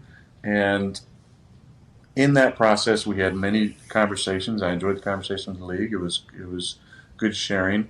But one in particular stood out when I knew I was not going to win this. I had a meeting, and they said, one of the main docs said, it's impossible for a vaccinated person to get COVID or spread COVID. And at that point, I knew that I was definitely not going to win the appeal, and it was very shortly thereafter that denied. Which we know now that information is totally false. That was given to me. My desire to immunize myself was what was best for my body, and that's why this is so important to me. My medical team advised me that the danger I'd be in to get of an adverse event was greater than the risk of getting COVID and recovering. So I made a decision that was in the best interest of my body. Not telling somebody to not get vaccinated or to get vaccinated. I think you should do what's in the best interest of your body. If you're scared of COVID, or if you have comorbidities, then getting vaxxed is probably in your best option. But if you have immunocompromised system, or if you have pre-existing conditions, then make the decision that's in your best interest. And that's what I did. I made the decision that was in my best interest. So Aaron Rodgers there making the case, clearing the record about all of this that we have been talking about COVID vaccines, what's the requirements for NFL team members and pro sports members as well in the professional sports community when it comes to these vaccine requirements. I want to show you a conversation. You might have missed this. It was this afternoon with sports legal expert Dan Lust. He's a friend of the program. We talked not only about Aaron Rodgers, we talked about that bombshell report in ESPN regarding the owner of the Phoenix Suns, Robert Sarver. Also, the tragic situation in Las Vegas with now ex-wide receiver for the Las Vegas Raiders, Henry Ruggs, facing multiple years in prison for this fatal DUI crash. Here's this conversation and more about kind of a weekly sports roundup. Right now, what we wanted to do is kind of give you a weekly recap of a lot of these sports headlines from throughout the week. And I'm being joined by a friend of the program, Dan Lust, who has been on in the past talking about all of this. Dan, good to see you. Right now, though, I wanted to start with something that's pretty close to home, since LiveNOW from Fox is here in Phoenix, Arizona. And of course, that is the news that ESPN magazine came out a couple of days ago with this bombshell report on the owner of the Phoenix Suns, the NBA team, Robert Sarver, that exposed years of racist and sexist comments he made towards staff. You know, can you kind of give us a sense of what that story kind of detailed, the nature, the specifics of the report itself, and where do you think it goes from here? Certainly. So I think this is, people are not paying attention, a very big story that people do need to pay attention to, mainly because it's not the first, we'll say, allegation of toxic workplace that's gone on in sports in the last maybe week or two. I don't know what's necessarily in the water, so to speak, but between Washington football team, the Chicago Blackhawks, the Pittsburgh Penguins, and now the Phoenix Suns. Now, you know, so we'll see what comes up in sports. But with respect to this particular landscape, Robert Sarver has been the owner of the team for nearly 20 years. And during that time, you know, there's a number of former employees that had no problem speaking to ESPN, some on the record, some off the record. But over his tenure as the owner, the Suns have not been playing that well on the court. And at least the perception this article gives is because of just a really uneasy and you know, maybe inappropriate workplace filled with racial comments, gender-based comments directly from Robert Sarver, inappropriate comments made in the workplace of a sexual tone. You know, and some high-level people put their name on this, and some high-level people just in terms of their positions put their name on it. I saw a quote that was attributed to one co-owner of the team that said basically anything that is attributed to Robert Sarver wouldn't surprise me at this point, given, you know, my relationship with him. So, yeah, at the heart of it, there was some really messy racial allegations, and especially in a sport like basketball that's predominantly African American. There's really no place for it anywhere, but particularly in a sport like basketball that does not tolerate racial comments. Andrew, as you know, the allegations against Donald Sterling, you know, maybe at this point now a decade ago, he made a racial comment that was caught on microphone about Magic Johnson, about African Americans, and Donald Sterling was essentially forced to, you know, to sell his team. And I think that's maybe the path that we're on with Robert Sarver at this point. Yeah, I mean, Dan, that would be quite stunning. And so we'll hear from the NBA. But I wanted to ask, you know, did it strike you that in the story they interviewed, you know, scores of people over, you know, detailing allegations over, you know, 15 to almost 20 years' time? Did it strike you that the people that they interviewed, and I don't believe, never once filed a formal complaint with the NBA or with the Phoenix Suns organization? It did, yeah. I think that's fair. The only, and I will say, you know, you got to look at it both ways. Obviously, in our day and age, in the court, you're innocent until proven guilty, but maybe on social media, you're kind of guilty until proven innocent. Correct. Robert Sarver, for his part, denies all allegations. He said in his time and recollection, he's used the N-word once. In that story, I think he's alleged to be using it regularly. You know, I don't want to put a number on it, but it seems like commonly.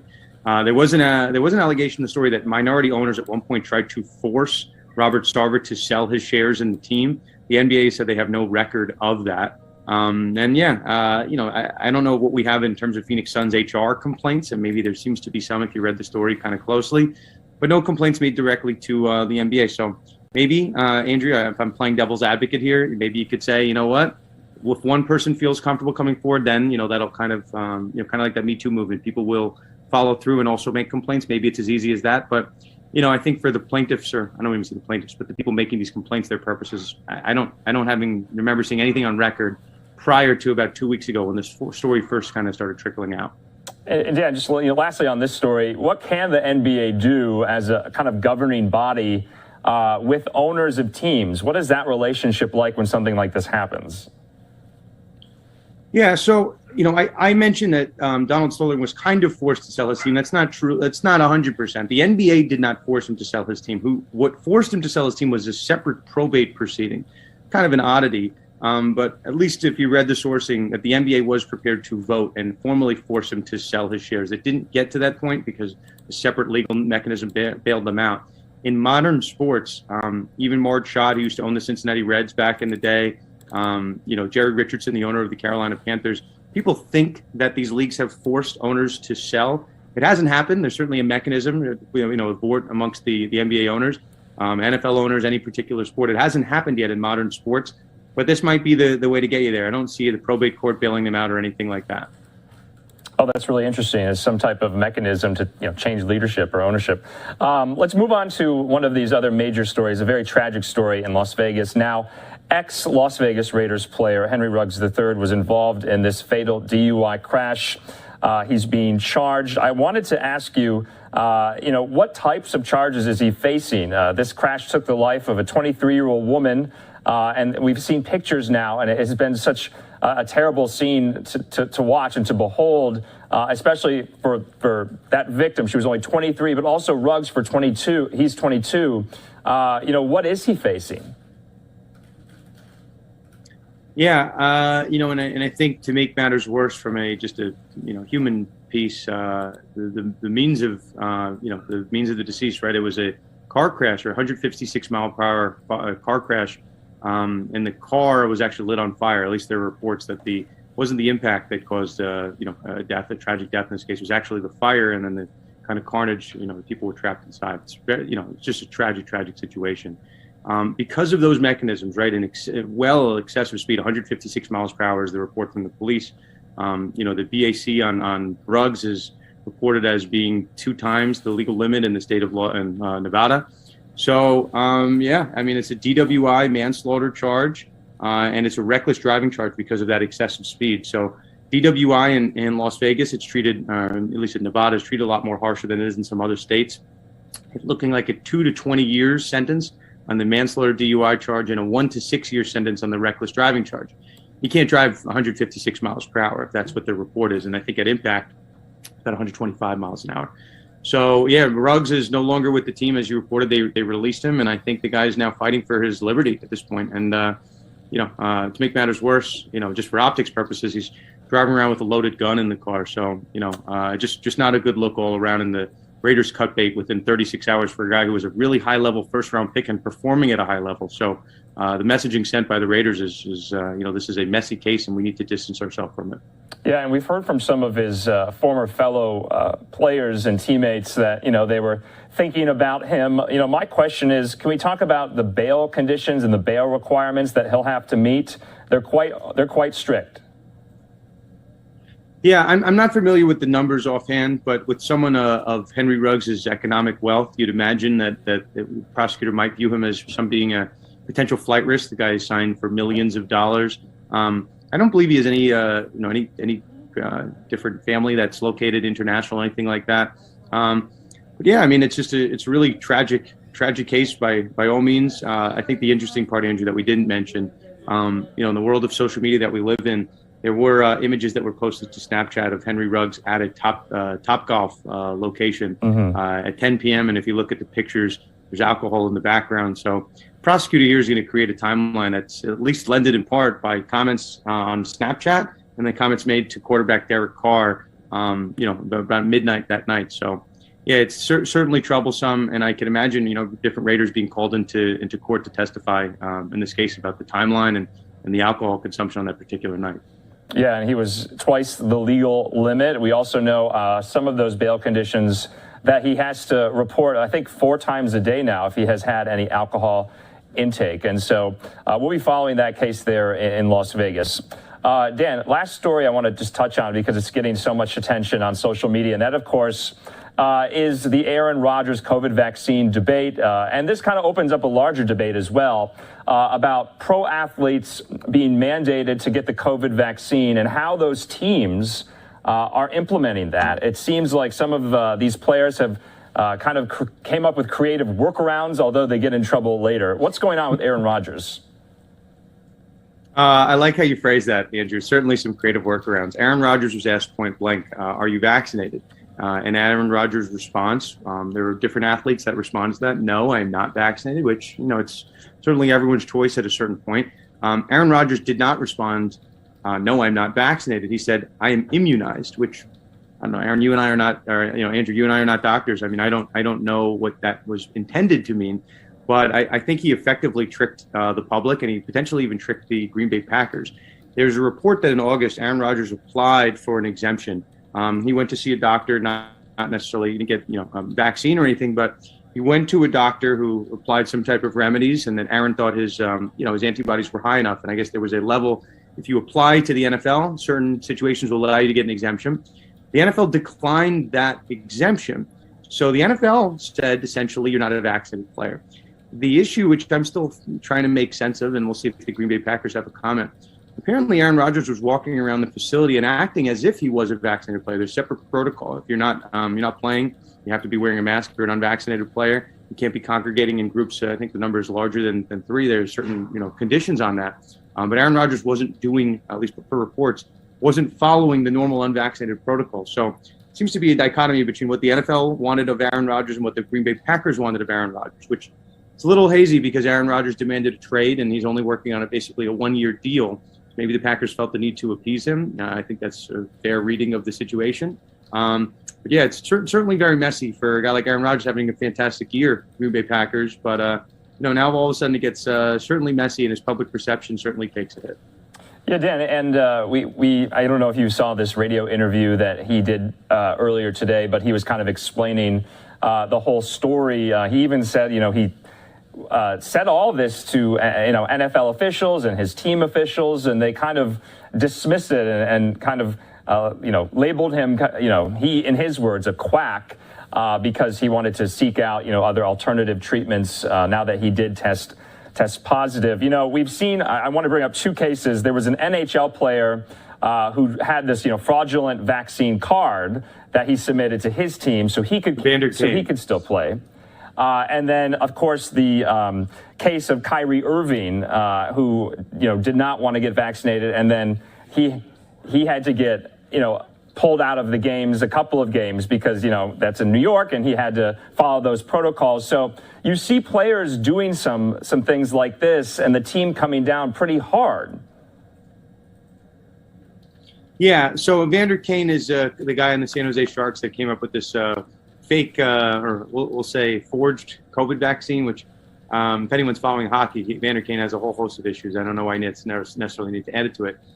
What's funny, Andrew, is that in Aaron Rodgers' comments, he said, I'm not anti-vax, I'm not a flat earther, and then he went on and explained his reasoning. You mentioned Kyrie Irving. Kyrie Irving is known, at least at one point in his life, being a flat earther. So it seemed to me, from my vantage point, that was kind of a thinly veiled shot at Kyrie Irving. I'm not an anti-vaxxer, I'm not a flat earther. Kyrie Irving has been accused of being both of those, interestingly. The Nets, separately in basketball for Kyrie Irving, have essentially said, Kyrie, you can make your own decisions. That's fine. We're going to pay you half of your $30 million salary, and you can stay at home. We're not going to pressure you to do anything. We're not going to, like what the Packers seem to be doing. We're not going to, make any excuses for you. Your decision's your decision. The Packers seem to, for better or for worse, just kind of look the other way. The NFL did not declare him to be an exempted player, but the Packers seem to be allowing him to do that. So I wouldn't be surprised, Andrew, in all these situations. Sharks came down heavily in the NHL on Evander Kane. Meanwhile, over in the NBA, Kyrie Irving wants to make a stand. That's his decision. He's not going to get paid half his salary. $15 million is no small check of change. I think there's a world where the Packers and Aaron Rodgers get disciplined by the NFL here. If they want to make a stand, Aaron Rodgers is a very public player and kind of skirting protocol in front of everyone and maybe intentionally misleading people that you were vaccinated. I don't think the NFL should take that lightly. I wouldn't be surprised to some additional punishment here for both team and player. Yeah, Dan, my point in bringing all of this up is, this isn't you and me skirting vaccine requirements at our places of employment. These are high-profile star athletes on star teams, and a lot is riding on their performances. And so if they, don't comply with this and they can't make games like Aaron Rodgers and Kyrie Irving, it has a lot of implications. So I just thought it was quite interesting. Anything else you'll be watching for going into next week? We got one big one, Andrew, which I know you're following very closely. The Washington football team was required by Congress on November 4th, that was yesterday, to provide all books, records relating to this sexual harassment, toxic workplace allegation. I don't believe the Washington football team, formerly the Redskins, have complied with that directive. And then I think after that, there's going to be some hearings on Capitol Hill, maybe potentially Roger Goodell being called to testify. So certainly, if you don't comply with the discovery deadline, Congress is not going to look favorably on this. Anyone following the situation very closely, I think this is the tip of the iceberg. I mentioned it at the top, that this is maybe a wave of cases, these deep investigations into toxic workplace culture at a number of teams. It's the fourth team, and right now in our little our sports vortex, the fourth team that we're talking about with toxic workplace allegations. So, wow. I have to imagine more will come of it. All right, Dan Lust, we always appreciate your time and your expertise. We'll talk to you again. Have a good weekend. My pleasure. You too, Andrew. All right, great conversation there. Dan's so knowledgeable about all topics like that, especially in the sports world, professional and college. In the meantime, we have one more sports story. The New York City Marathon is back this year after having been postponed and then canceled because of the coronavirus pandemic. It's also a milestone year, the 50th anniversary of the running of the marathon. Let's take a little closer look. How it started versus how it's going. The Big Apple gearing up for the 50th anniversary of the New York City Marathon this Sunday. The tradition started in 1970 with only 127 runners, including 18-year-old Joe Martino visiting New York for the first time.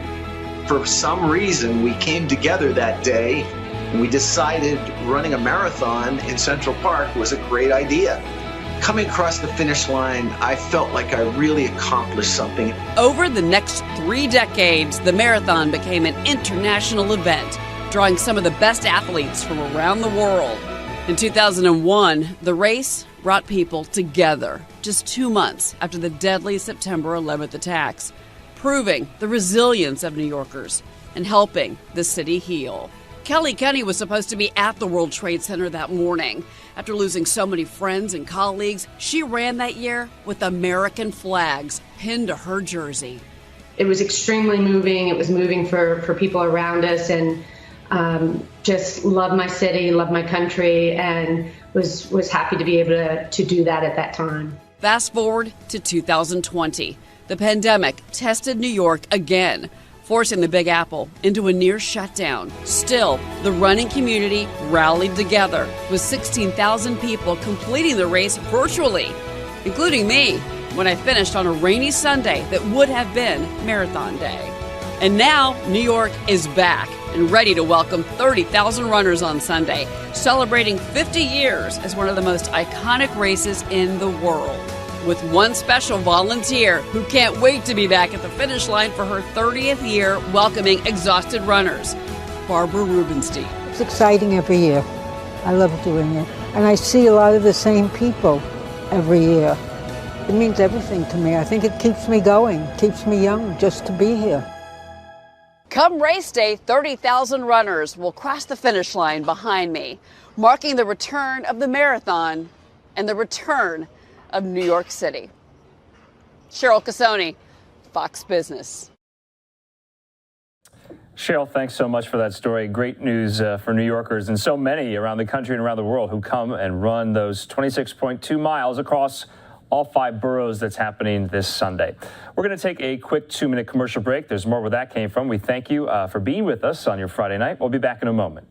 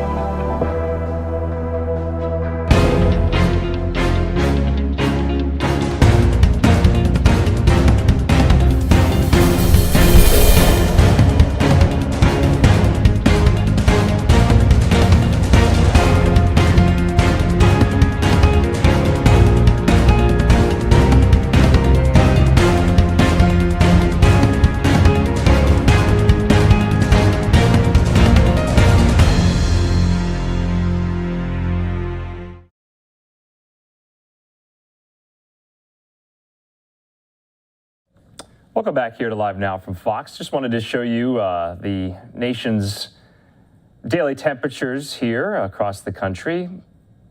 It's pretty hot for this time of year in Phoenix, Arizona. It was about, I think, a high of 86 today, but looks to be down to 81. Anyway, still up north in the upper Midwest and the Northeast, the fall chill is definitely here. You can see some of the temps in the high 40s and the high 30s there as we go into the weekend. We just showed you that story about the marathon. Hope the weather is great on Sunday in New York City. We're also following everything out of Capitol Hill at the moment. The House is still in recess, subject to the call of the chair. This was only supposed to last for about 15 minutes or so, but that has come and gone right now. And so we're waiting for members to come back to cast the votes on the infrastructure proposal, the bipartisan infrastructure framework. So we're going to be monitoring all of that. We'll be back in a moment. We have some breaking news we're going to report from California. But before we do that, here's a beautiful live look at the Capitol in D.C.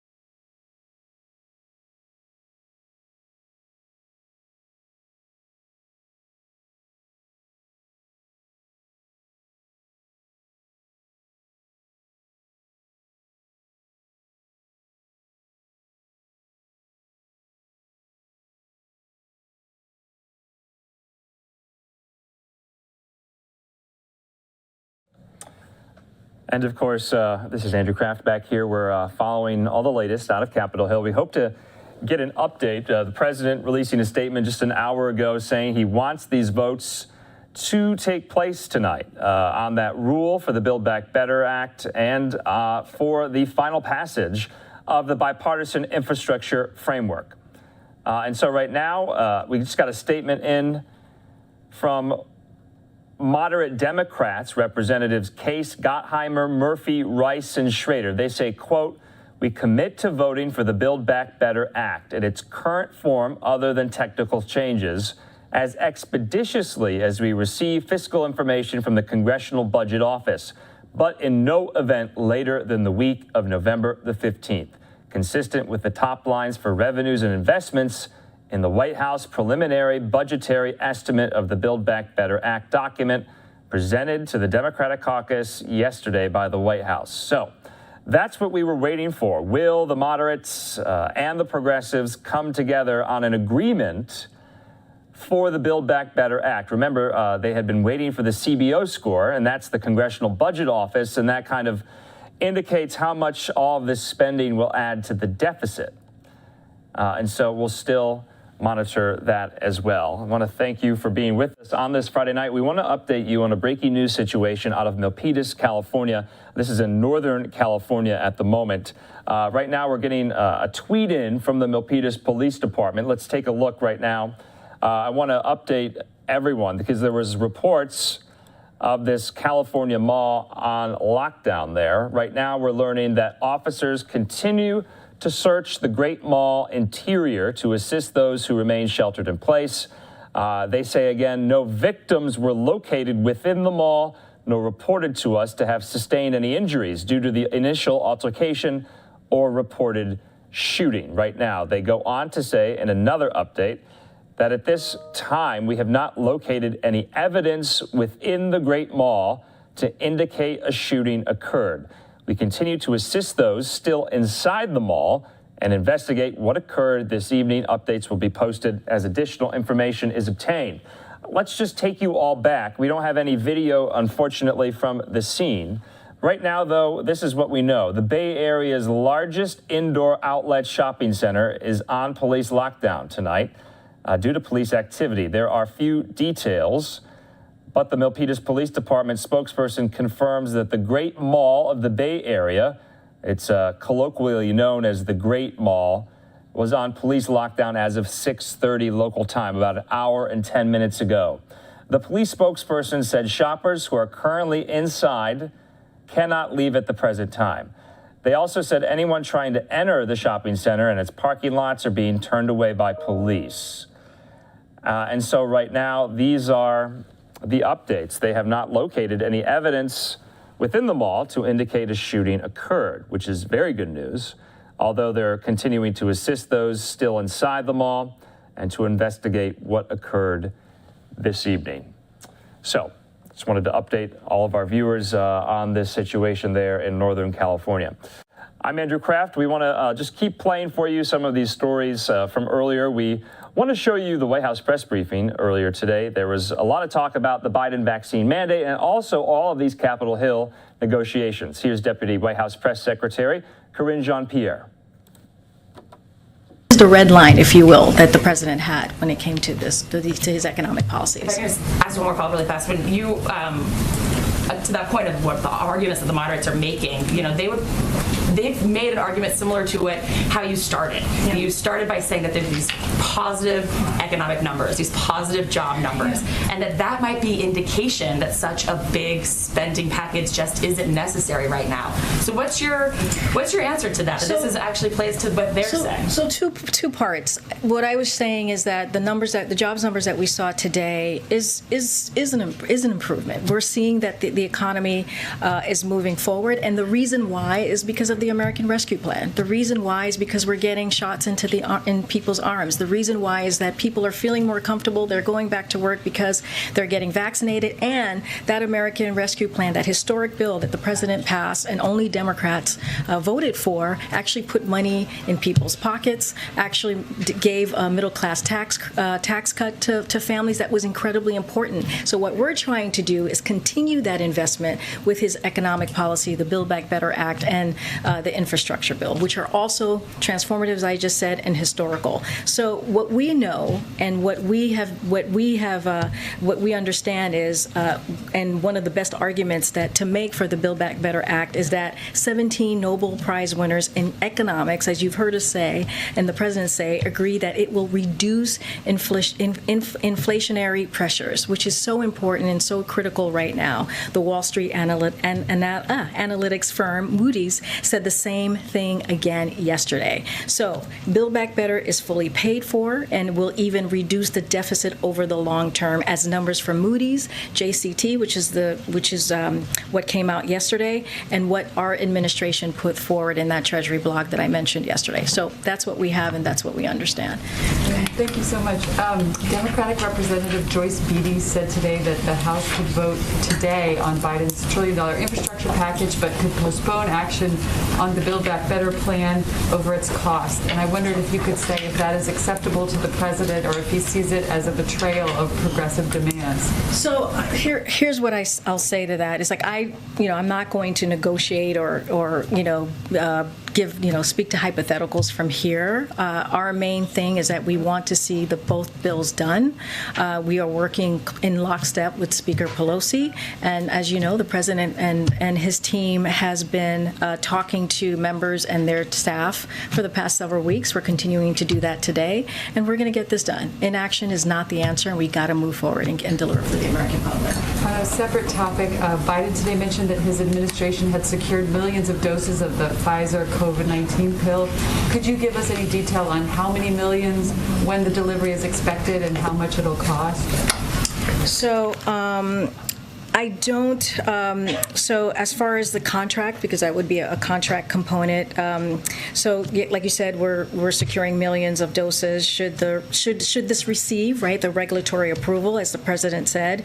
So we have already contracted for millions of doses of the Merck antiviral drug in development as well. And so the contract is being finalized, and I would refer you to HHS for more information as it is available. But what's important here is that we encourage unvaccinated people to get vaccinated. So we don't want anyone to get COVID in the first place. So that's the thing that we want to make sure that people understand, is that we still want you to get vaccinated. This is, yes, wonderful and has promising potential. It still has to go through the process. But it's very important for people to get vaccinated.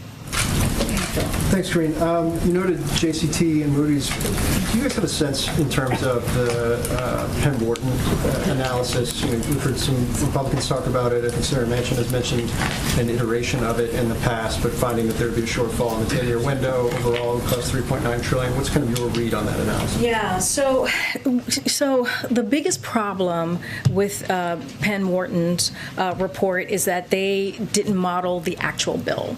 And so, for one thing, they incorrectly assume just $1.56 trillion in offsets when the Build Back Better agenda is fully paid for, with over $2 trillion in offsets that the president outlined in the Build Back Better framework that he put out last week, as you all know.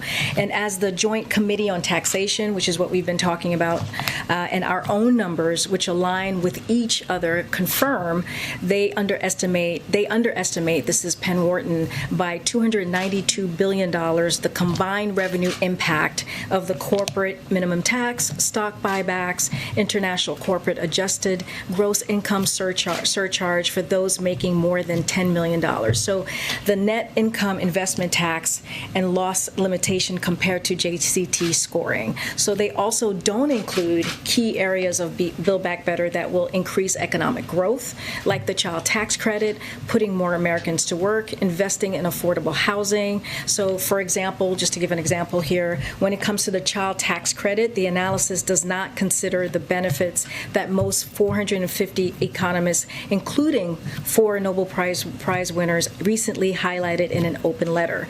They also assume that unpaid for extensions of the programs are happening, which is not a reasonable assumption at all, and rest on the changing the president's stated position. So, I'm not sure what they modeled here, but it isn't what the Build Back Better Act actually is. And then I think you asked about the president, but in terms of on the staff side of things, obviously your team put together the budget analysis last night, the preliminary budget analysis last night. Is there anything else you can talk about in terms of what they've been doing today to try and mollify some of the concerns of those 5 or 6 moderates? I don't have anything specific. These conversations are continuing to happen, and so I don't want to, get ahead of that. But I can say we're working very, very closely with members and their staff to make sure that we deliver for the American public. Again, these are transformational, these are historical, these are going to change the lives of millions of Americans, and we want to get this done. In terms of the message coming out of the election on Tuesday, that there are certainly moderate members who are particularly concerned that if they don't have things like a CBO score and some reassurances about the fiscal boundaries of the Build Back Better legislation, that they themselves could be in peril when it comes to the midterm elections.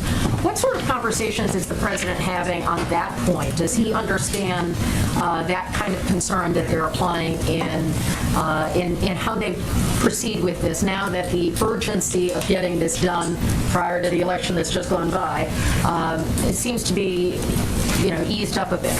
Well, I can't speak to, I can't be a political pundit up here, but I can say that the president was pretty clear, I thought, after his comments after the election, and his primary thought or kind of assessment was that we needed to act. He believed that the American public, the voters, basically they felt that we haven't moved quickly enough. And so, we go back to, we laid out our scores through the Treasury's blog, and we've kind of, laid out how this is the revenue is going to be done. And so he pretty much feels that we just have to act. We cannot not deliver for the American public. And so it's basically about getting action, and the time is now to get this done. And so that's how his assessment is.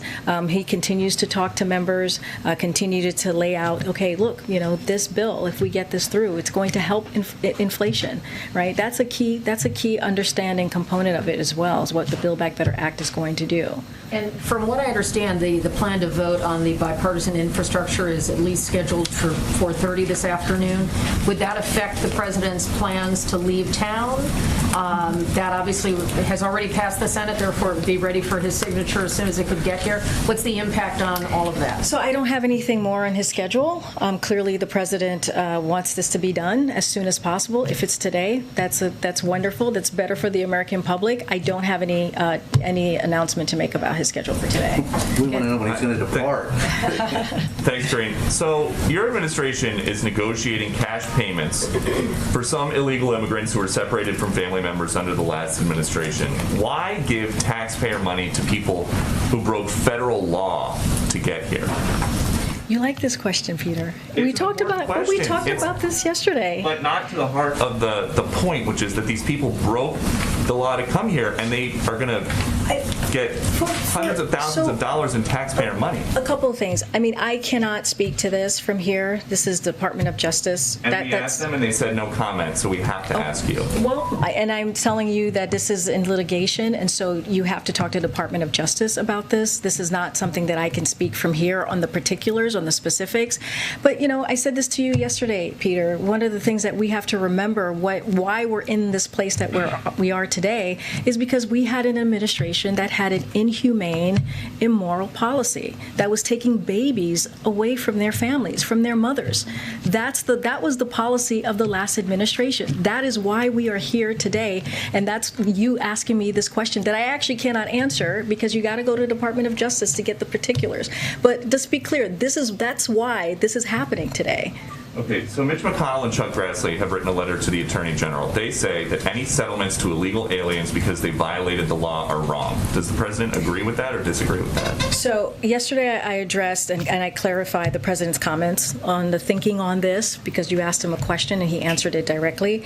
But anything about the process, again, anything about the specifics or the particulars, I can't answer from here behind this podium, so you would have to go to Department of Justice. Then to internal White House processes, when the ACLU heard the President dismiss the idea of $450,000 payments the other day, the ACLU came out and they said he may not have been fully briefed about the actions of his very own Justice Department. So is the President being kept out of the loop about immigration policymaking? Again, Peter, the President was asked, you asked him a question, a direct question, he was answering it. I cannot say any more than that.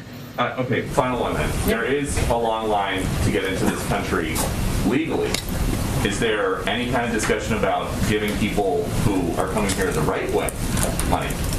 Why would we be giving people who are coming here the right way money? Why are you giving people who came here the wrong way? I mean, but I don't understand the question. What is you're saying that we should give people just money who are coming through? I don't understand the question. You're giving people who immigrated here illegally money.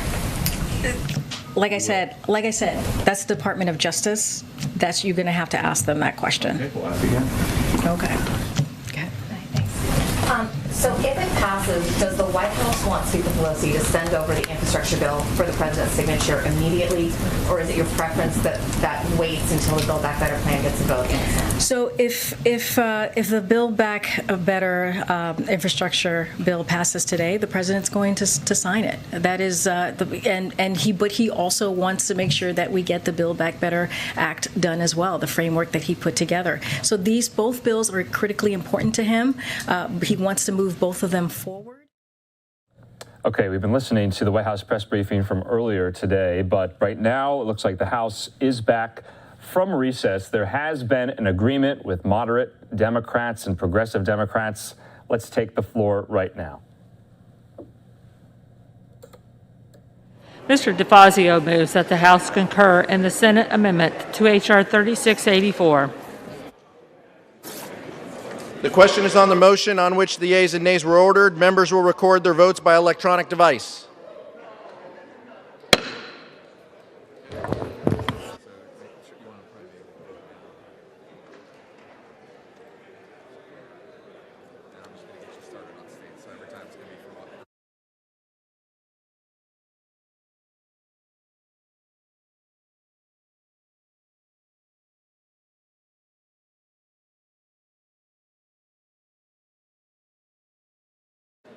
For what purpose does the gentlewoman from Connecticut seek recognition? As the member designated by Ms. Wilson, I inform the House that Ms. Wilson will vote yes on the motion to concur.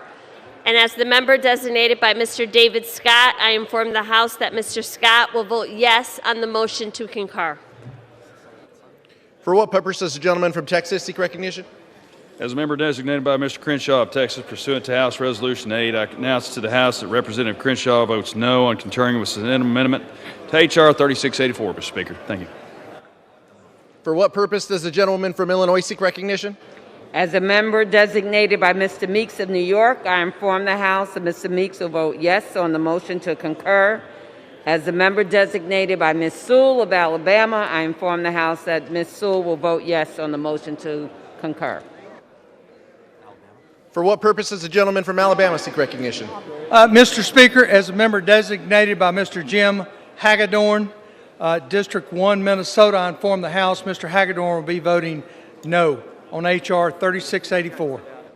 For what purpose does the gentleman from Pennsylvania seek recognition? Mr. Speaker, as a member designated by Mr. Lawson, I inform the House that Mr. Lawson votes yes on 3684. For what purpose does the gentleman from Alabama seek? All right, so it is finally happening. The infrastructure vote is finally here after months and months of negotiation. Starting after after the Senate passed this bill, I believe in September, the House is now taking it up, and you see members there voting. There's been some great reporting by our own Fox News congressional correspondent Chad Pergram and Fox News Capitol Hill producer Kelly Ferris about all the particulars of this right now. So let's explain what is happening. So first, there will be a vote on the bipartisan infrastructure framework. If that passes, that will go on to President Biden for his signature. That's almost $1 trillion in spending on infrastructure, on things like roads, bridges, train stations, airports, seaports, rural broadband access, electric vehicle stations, and the like. It's a massive spending package. Then they are going to vote on a procedural vote known as the rule. It's what all the reporters and on the House floor are calling it, for the Build Back Better Act. And that is a rule providing for consideration of the Build Back Better Act, meaning for a later vote on that social safety spending package, almost $1.85 trillion worth. And so Majority Leader Steny Hoyer hopes that that vote will happen about a week before Thanksgiving on November the 15th. So there you can see right there all the vote totals. We're still waiting for quite a few members to come in and cast their ballots. I'll be watching to see if any progressive Democrats decide not to vote for this. I'll be watching to see if any House Republicans decide to vote for this. But we are at the liberty right now until all the votes are counted. Remember, 218, that's that sweet number House Democrats need to get this over the finish line.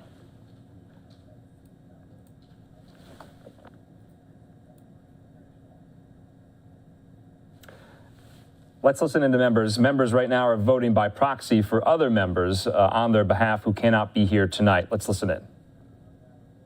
Concur. For what purpose does the gentlewoman from Florida seek recognition? As a member designated by Mr. Waltz of Florida pursuant to House Resolution Number 8, I inform the House that Mr. Waltz will vote no on H.R. 3684. Thank you. For what purpose does the gentlewoman from Pennsylvania seek recognition? As the member designated by Ms. Spear, I inform the House that Ms. Spear will vote yes on the motion to concur. For what purpose does the gentleman from Utah seek recognition? Mr. Speaker, as member designated by Mr. Curtis of Utah, I inform the House that Mr. Curtis will vote nay on H.R. 3684. And also, as member designated by Mr. Graves of Louisiana, I inform the House that Mr. Graves will vote nay on H.R. 3684. For what purpose does the gentleman from California seek recognition? As the member designated by Mr. Cardenas, I inform the House that Mr. Cardenas will vote aye on the motion to concur. As the member designated by Mr. Vicente Gonzalez, I inform the House that Mr. Vicente Gonzalez will vote aye on the motion to concur. As the member designated by Mr. Swalwell, I inform the House that Mr. Swalwell will vote aye on the motion to concur.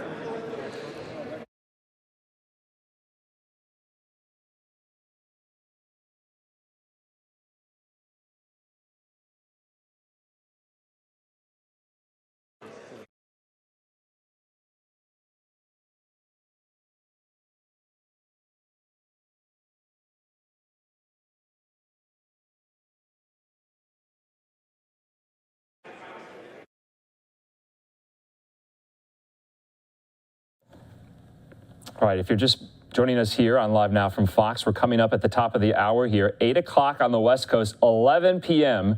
in the nation's capital on the House floor. And so right now, they are voting on the $1.2 trillion bipartisan infrastructure bill. It's already passed the Senate. It passed the Senate. I was mistaken, not in September, but on August the 10th, so early August. This just needs a simple majority to pass the House. And this has been such a long Purpose time is the gentleman coming. from Pennsylvania seek recognition. Thank you, Mr. Speaker. As the member. And so right now, members are voting on behalf of other members as proxies, but remember, so many of the Democratic caucus and the progressive flank and the moderate flank had to come together on this. Remember, the progressives did not want this to happen. They wanted a vote in the Senate first on Build Back Better. Well, they didn't get that. And so right now, upon news that some progressives were going to buck their party and not vote for infrastructure tonight, it sent House moderates on the Democratic side scrambling, Speaker Pelosi scrambling, Steny Hoyer scrambling, to get them to agree to vote on this. And of course, about 20 minutes ago, progressives said they had a deal. They said, quote, as part of this agreement, at the request of the president, and to ensure we pass both bills, progressives will advance the infrastructure bill and the rule on the social spending bill tonight together. So we're still waiting for all of these votes to take place. This would deliver a massive legislative victory for President Biden if this indeed goes through and is passed. Remember, House Democrats need 218 yays. They only really have a 3-member margin for error here. The majority is that slim. So if more than 3 Democrats said nay, it would fail.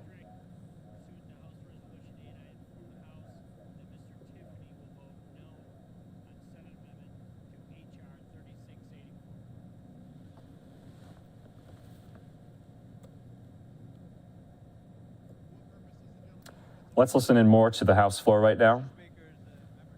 By Mr. Gibbs of Ohio, I inform the House that Mr. Gibbs will vote nay on H.R. 3684. And as the member designated by Mr. Buchanan of Florida, I inform the House that Mr. Buchanan will vote nay on H.R. 3684. And as the member designated by Mr. LaHood of Illinois, I inform the House that Mr. LaHood will vote nay on H.R. 3684.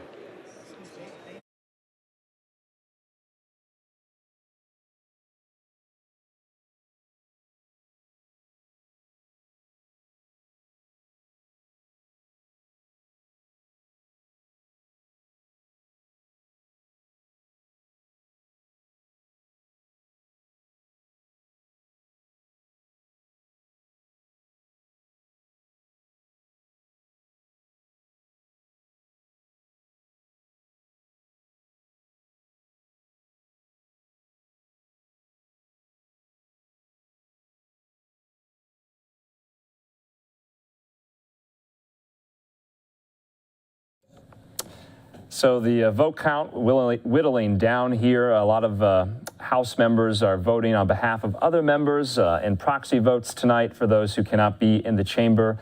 Remember, that was a pandemic era exception. If you normally weren't there to vote, you just wouldn't be able to vote.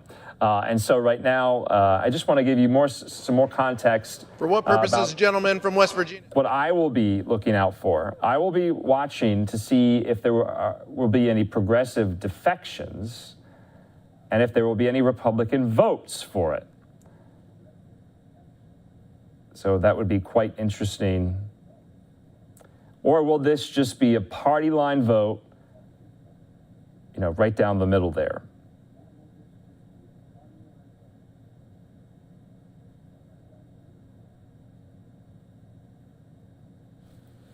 As a member designated by Ms. Walorski of Indiana, I inform the House that Ms. Walorski will vote no on H.R. 3684.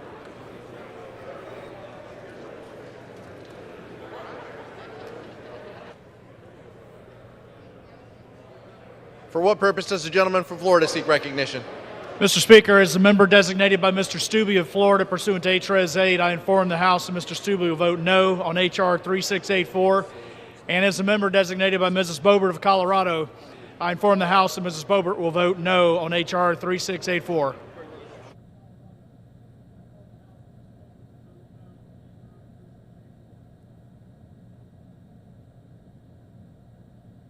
Purposes, the gentleman from Michigan seek recognition.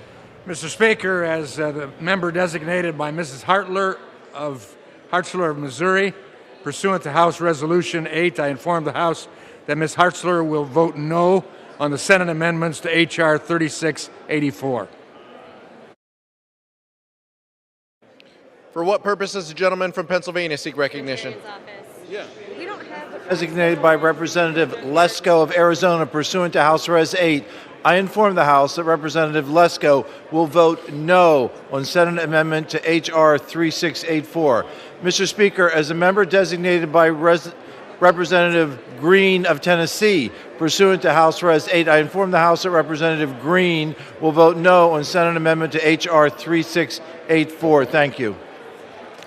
For what purpose does the gentleman from New Jersey seek recognition? Mr. Speaker, as the member designated by Mr. Albio Series, I inform the House that Mr. Series will vote yes on the motion to concur, and as the member designated by Mr. Donald Payne, I inform the House that Mr. Payne will vote yes on the motion to concur.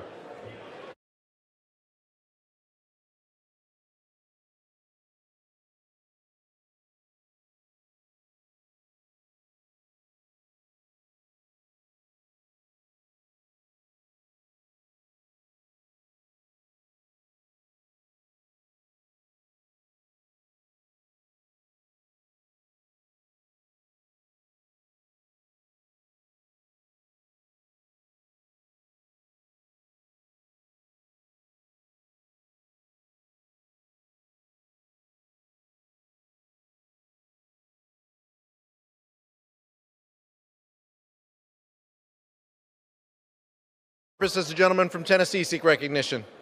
Mr. Speaker, as the member designated by Mr. Desjardins of Tennessee, I inform the House that Mr. Desjardins will vote nay on H.R. 3684. Mr. Speaker, as the member designated by Mr. Comer of Kentucky, I inform the House that Mr. Comer will vote nay on H.R. 3684. Thank you. For what purpose does the gentleman from Pennsylvania seek recognition? Good evening, Mr. Speaker. As the member designated by Mr. Pascrell of New Jersey, I hereby inform the House that Mr. Pascrell will vote yes on the motion to concur. For what purpose does the gentleman from Pennsylvania seek recognition? Mr. Speaker, as the member designated by Ms. Miller Meeks of Iowa, I inform the House that Ms. Miller Meeks will vote no on H.R. 3684.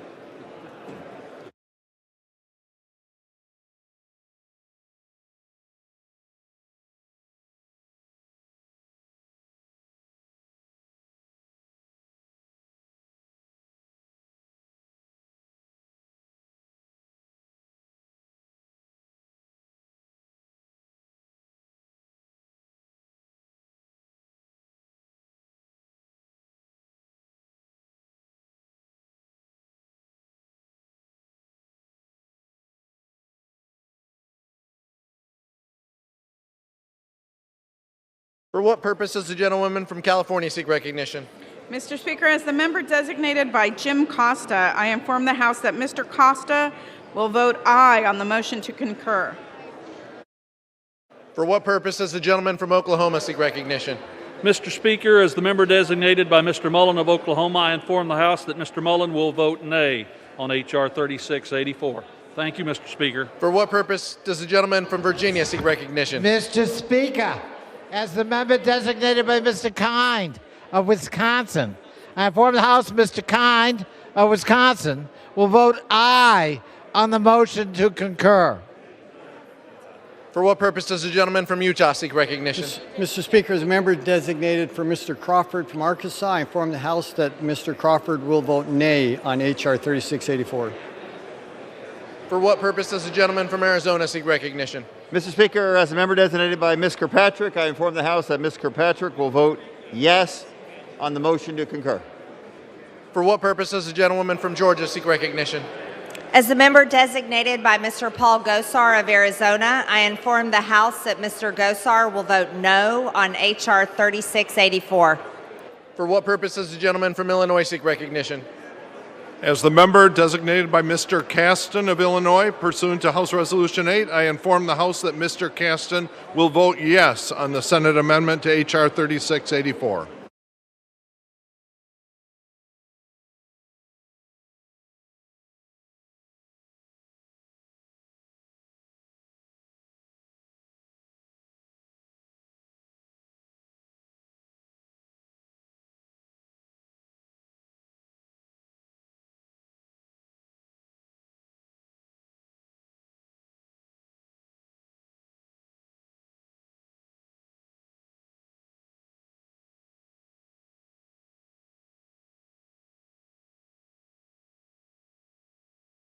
For what purpose does the gentleman from South Carolina seek recognition? Mr. Speaker, as the member designated by Mr. Kinzinger of Illinois, I inform the House that Mr. Kinzinger will vote yes on H.R. 3684. Mr. Speaker, as the member designated by Mr. Duncan of South Carolina, I inform the House that Mr. Duncan will vote no on H.R. 3684. For what purpose does the gentlewoman from Illinois seek recognition? As the member designated by Ms. Clark, I inform the House that Ms. Clark will vote yes on the motion to concur. For what purpose does the gentlewoman from California seek recognition? Mr. Speaker, as the member designated by Mr. Obernarty, pursuant to House Resolution 8, I inform the House that Mr. Obernarty will vote nay on concurring in the Senate amendment to H.R. 3684. For what purpose does the gentlewoman from Virginia seek recognition? As the member designated by Mr. Krishnamurthy, I inform the House that Mr. Krishnamurthy will vote yes on the motion to concur. Does the gentlewoman from Florida seek recognition? Thank you, Mr. Speaker. As the member designated by Mr. Donalds of the state of Florida, I inform the House that Mr. Donalds will vote nay on H.R. 3684.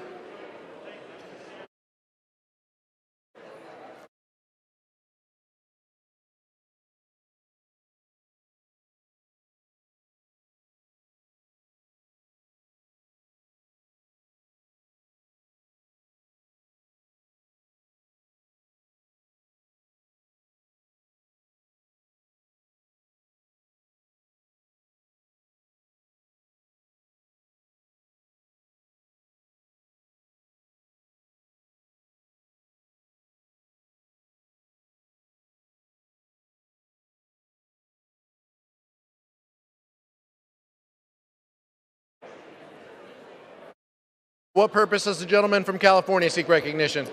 Mr. Speaker, as the member designated by Ms. Barragan, I inform the House that Ms. Barragan will vote yes on the motion to concur. For what purpose does the gentleman from Texas seek recognition? Mr. Speaker, as a member designated by Ms. Van Dyne of Texas and pursuant to House Res 8, I inform the House that Ms. Van Dyne will vote no. For what purpose does the gentleman from Virginia seek recognition? Mr. Speaker, as a member designated by Mr. Yarmouth of Kentucky, and for the House, Mr. Yarmouth will vote yes on the motion to concur.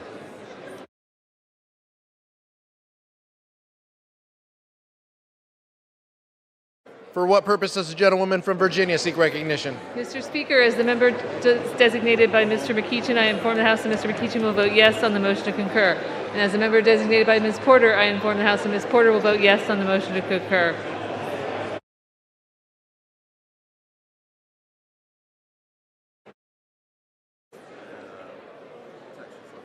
For what purpose does the gentleman from Texas seek recognition? As the member designated by Mr. Cuellar of Texas, I inform the House that Mr. Cuellar will vote yea on the motion to concur.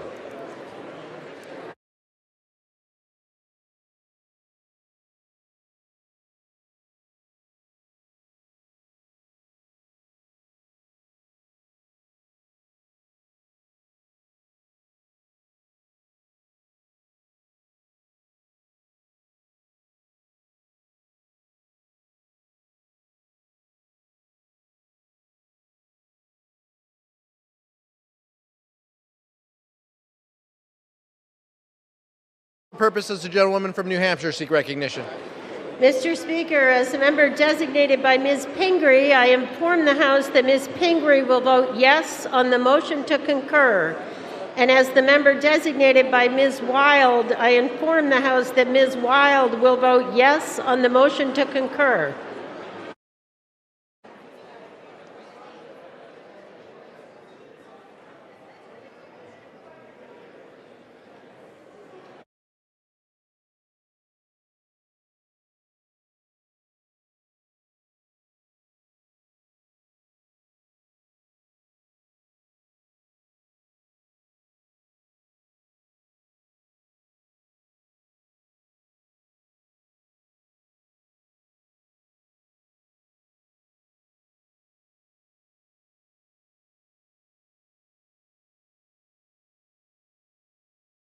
For what purposes, the gentleman from North Carolina seek recognition.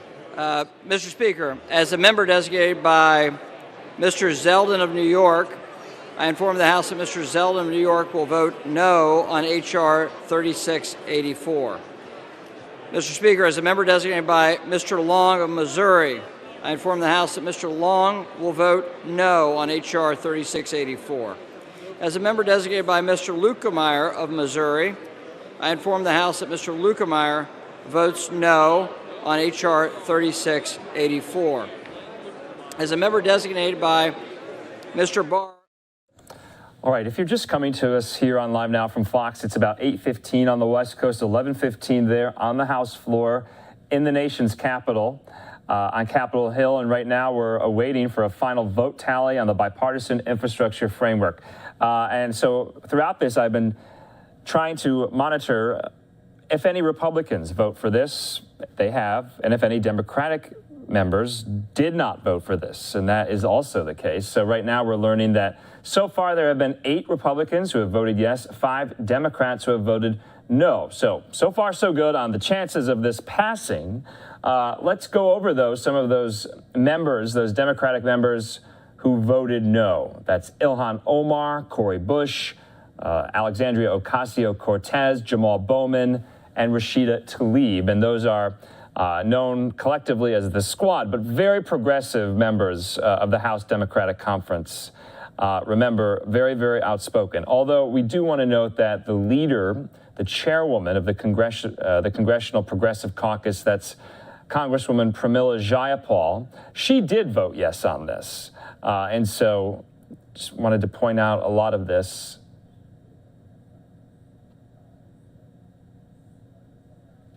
But the vote is almost going to conclude here. 26 outstanding votes right now. Remember that number that's needed, 218. They're about 3 votes shy right now, but they're expected to get it. So interesting night on Capitol Hill, on the House floor. This has been months in the making.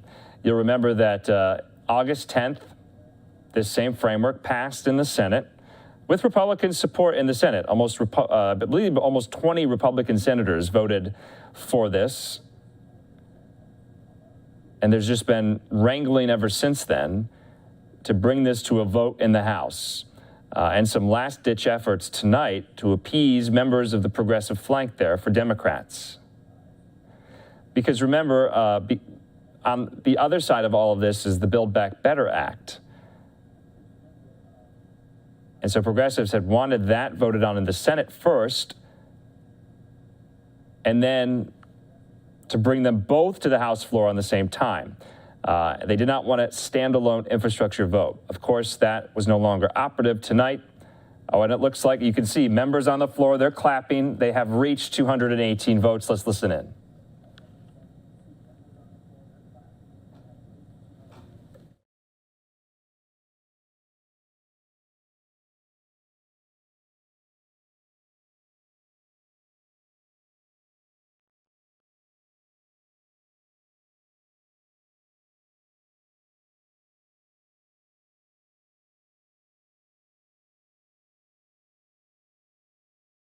For what purpose does the gentleman from Michigan seek recognition? As the member designated by Mr. Gonzalez of Ohio, in accordance to House Resolution 8, I inform the House that Mr. Gonzalez will vote yes on the Senate amendment to H.R. 3684.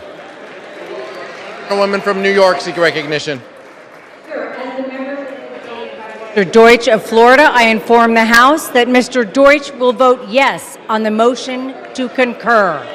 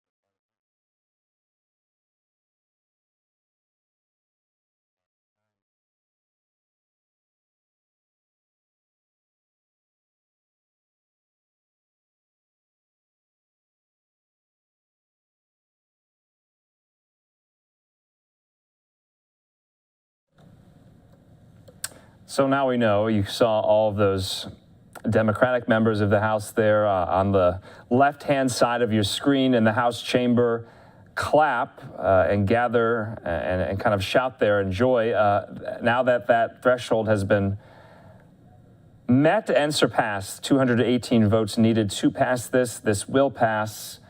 Infrastructure Week is finally over. Remember, everyone always kind of joked about, yet another infrastructure week, yet another infrastructure week. But it looks like this is going to be quite a legislative accomplishment and victory for President Biden, for House Democratic leaders. And so we're still monitoring votes. So there are about 6 or 7 votes left to be counted. But let's talk about what is in this $1.2 trillion spending package for infrastructure. Remember, it includes money for things like roads, very important, bridges, $40 billion for bridges, $39 billion for transit, $66 billion to Amtrak and rail, $7.5 billion to install e-vehicle chargers throughout the country, $17 billion to ports, $25 billion to airports, $65 billion to beef up broadband networks, including in rural America. That was a huge priority. Also, $55 billion to improve clean drinking water in cities around the country as well. And so this is quite an accomplishment. You are seeing right now 6 Democratic no's. 13 House Republicans have voted in favor with this. We're waiting for 4 more votes, and then we can give you a final vote tally.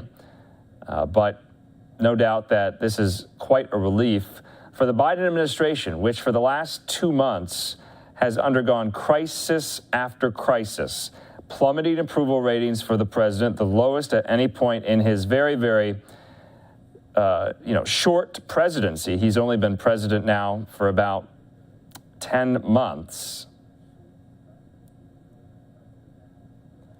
And so they will definitely tout this as a major accomplishment, as a major maneuver of the president's negotiating skills. Remember, he served in Congress for the last 40 years before serving as vice president. And then, of course, the question remains, what will happen to the Build Back Better Act? After this vote, they will be voting on a procedural rule to move forward for a full House vote on this to a date that is right now being passed around by Steny Hoyer as November 15th. They want this to happen a week before Thanksgiving. And that, of course, is that $1.85 trillion social safety net spending package. Kind of more of the human element. They call it, human infrastructure, climate change proposals, Medicare, Medicaid, healthcare proposals. prescription drug prices, and the like. And so right now we're still waiting for 2 more votes to be tallied there, and we can give you a final vote tally. But this is quite significant for Democratic priorities.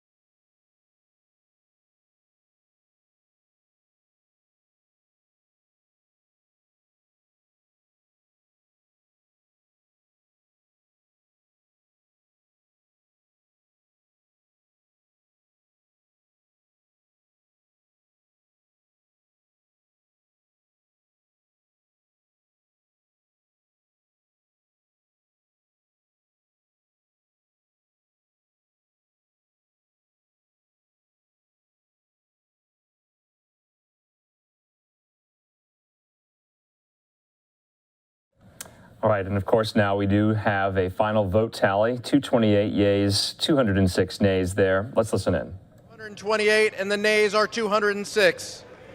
The motion is adopted.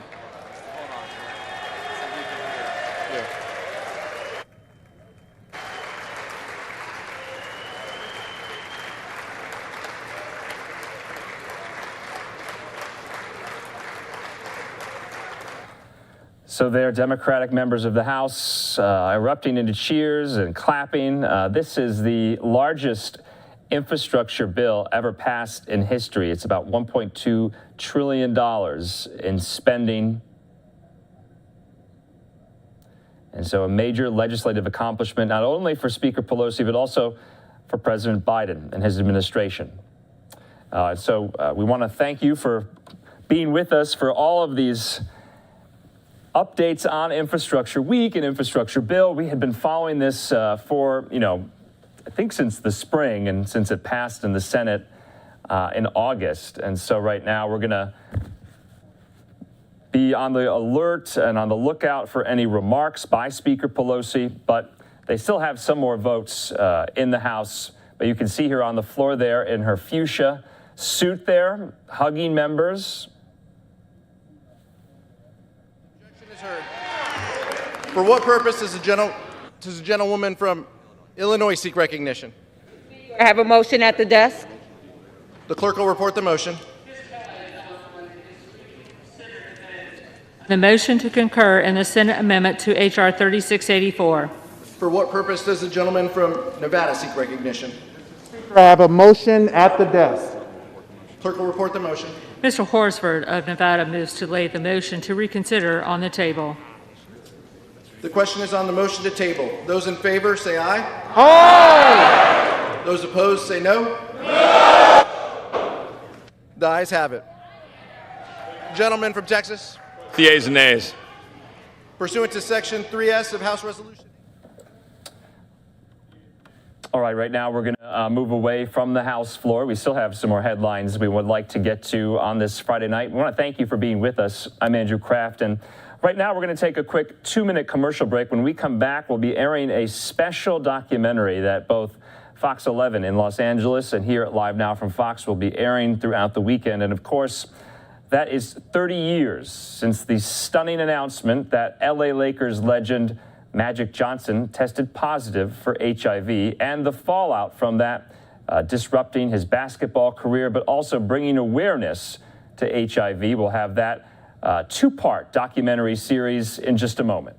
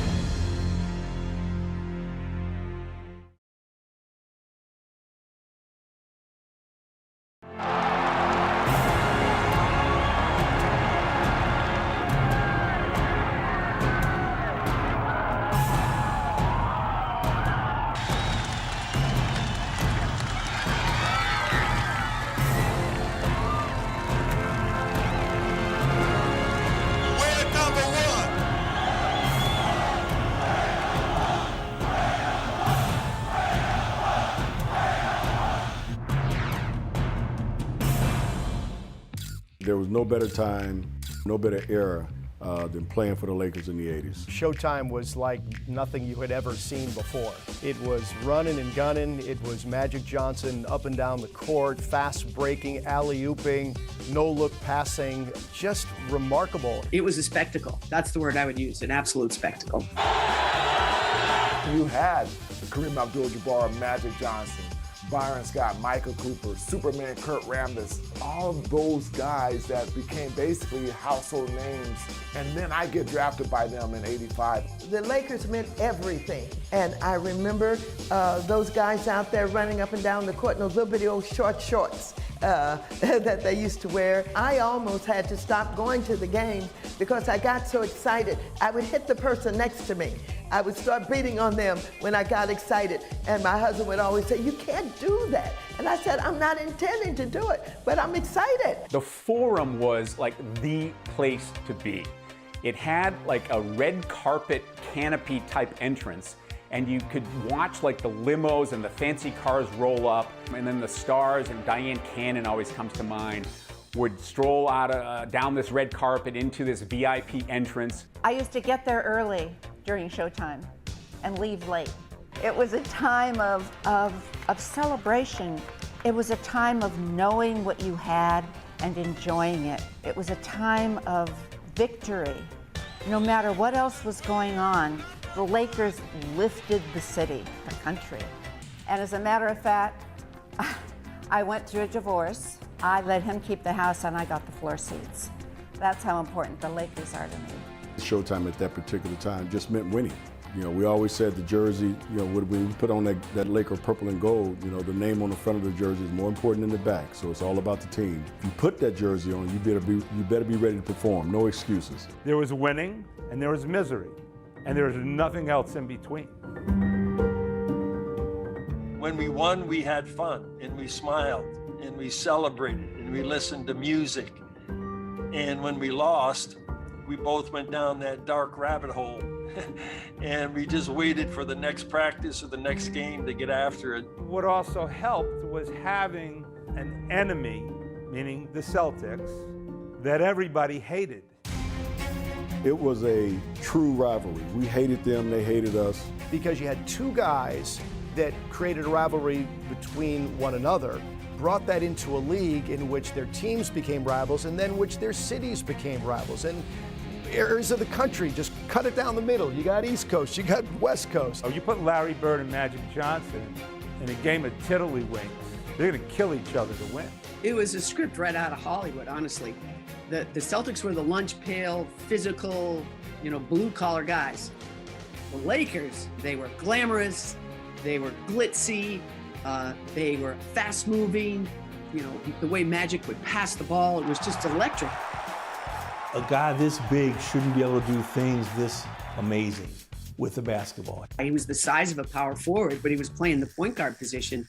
And not only could he handle the ball, it was the way he could pass. He was just an incredible passer. The no-look passes, the last-second passes. I just got to make sure my hands are always ready because he's going to throw passes where you swear up and down he's not looking at you, he can't see you. And he's going to end up hitting you in the head if you're not watching. I got hit in the head, face, elbow, lip, eye, ear with so many of his passes because normal people don't pass the ball in basketball at that time, at that moment, when they're not looking at you. But with Magic Johnson, that's when he's going to pass you the ball. And I learned that the hard way. I mean, the 6'9" point guard racing down the court.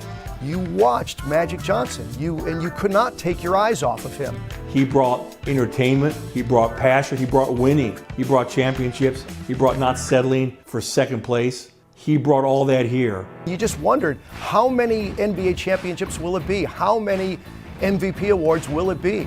And he racked them both up. 5 NBA championships, 3 MVP awards, 3 NBA Finals MVP awards. Magic was magical. And if you were a Laker fan, you loved it. And if you weren't, you were terrified. People talk about, well, Kobe's the greatest Laker, Shaq's the greatest Laker, LeBron's the greatest Laker. Nobody's even close to Magic as being the greatest Laker. He's got the it factor. He has that passion, that vivacity of life, that determination, that love. I came from a small city, Tucson, Arizona, where there was no pro basketball team. And I remember when I got the job here at Fox 11, I said to somebody, I'm going to LA and I'm going to marry Magic Johnson. I mean, all due respect to Cookie, of course. You know, he was the guy. He was a superstar. His smile was just gorgeous. His energy on the court, just what he brought to the game of basketball, one of the greatest ever. How can you not like Magic Johnson? I mean, he's just got this wonderful, happy spirit about him. He was just bigger than life. Always smiling, always hugging, always being optimistic, always laughing. Everybody fell in love with him from the minute they first saw him. Magic Johnson was must-see TV, and then suddenly, in an instant. Good evening, everyone. Sad and shocking news tonight. Basketball superstar Magic Johnson has the HIV virus, the virus that causes AIDS. That was it, you know, the cat was out of the bag, and just like that, Showtime was over.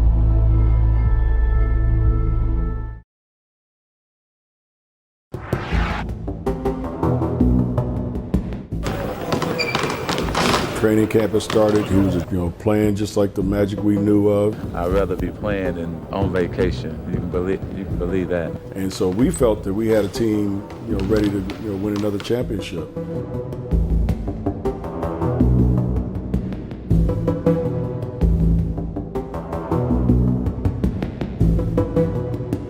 So we're playing the game, and then all of a sudden, out of the clear blue, and I cannot tell you why, but it hit me like a bolt of lightning that beyond our physical exam, we took out a life insurance policy.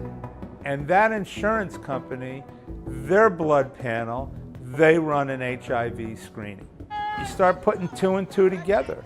Showtime, Magic, LA, blood panel, HIV screening. It had to be it. And because he had multiple relationships, we'll call them, okay? And it just hit me. Hindsight being 20/20, if we all could go back, when he started missing practices and was going to the doctor on a regular basis, would come on the bus or come to practice, you could tell they had just drawn blood, because you could see the little Band-Aid with the cotton ball right there. But at that particular point, really didn't think nothing of it. And I get a call first thing in the morning from Dr. Mickey Melman. And before he says a word, I said, he's HIV positive, isn't he? And his exact word, I remember this like it was yesterday. I knew you'd figure it out. And so I asked, well, what's the chances of a false positive? He said, very low. I said, okay, so what are we gonna say? So Magic decides I would consider this heroically, because he could have not said anything, I mean, he had HIPAA rights, but there were so many partners in order to let them know, that, hey, you need to go get checked before you have a relationship with anybody else. The only way to do it was to make a public statement. On the 7th, we went over to Loyola Marymount for our practice time. And Jerry West calls me and he goes, there's been a leak, get everybody out of the gym, tell them not to talk to anybody, and come back to the forum, no exceptions. And so we have a few players that are grumbling, and I said, listen, the only thing I can tell you is that what you hear today is going to change your life forever. And I don't know why I'm so emotional about this, because look at the guy, he's going to outlive all of us. But at that time, we didn't think that. And so somehow, when I talk about this, I return to that dark place. We knew it had to be something, and something important for us to be at practice and now go to the forum to have a team meeting. So we were done with practice, we were just shooting free throws. And I remember myself and James were, and James and I looked at each other, and James said, what do you think going on? I said, I don't know, but it's got to be something with Herb, because he's been here, but he hasn't practiced. I said, something's going on with Herb. And I said, and kind of even jokingly, I said, I hope it's nothing like HIV or something. And then we just kind of stopped. and looked at each other and was like, oh. We walked through the locker room doors, and then there we have some of our medical team, and then our, of course, trainers, and then a lot of our upper executives are there inside the room. Of course, Mr. West is also present. And Urban comes in. And he comes in, he's got his suit on, looking dapper, smiling, and basically stood in front of all of us and told us that he had contracted the HIV virus, that he was retired, and there wasn't a dry eye in the room. He looked like a rock. I'm falling apart. Then he went to each individual and gave him a hug and whispered something in their ear. A lot of hugs, a lot of tears. Everyone had something they wanted to say to Irvin. We had a chance to, pray, say a prayer together. I'm crying, he's hugging me, and he's whispering in my ear. He said, B, I'm gonna beat this. I'm gonna beat this. And in my mind, at that particular time, from the knowledge that I knew of, HIV and AIDS, death sentence. I'm hugging my closest teammate, one of my best friends, and he's not going to be here much longer. And then he gets to me, and I said, it's okay, man, you and I have already done this. And he hugged me, and then he said in my ear, he goes, yeah, but it doesn't make it any easier. And those were his words to me. And then he went upstairs, and he told the world.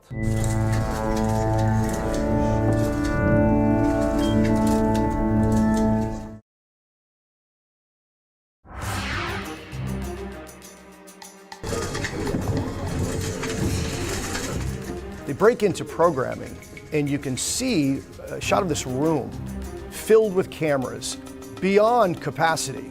Reporters just milling about, waiting for this to begin. There was a great deal of tension because everyone knew something was coming, and there was a sense of foreboding that it wasn't going to be good. Magic steps up to the microphone, and you could just see it on his face. First of all, let me say good late afternoon. He just looked distraught. Gone was the trademark smile, and he just blurted it out and said, because of the HIV virus that I have attained, I will have to retire from the Lakers today.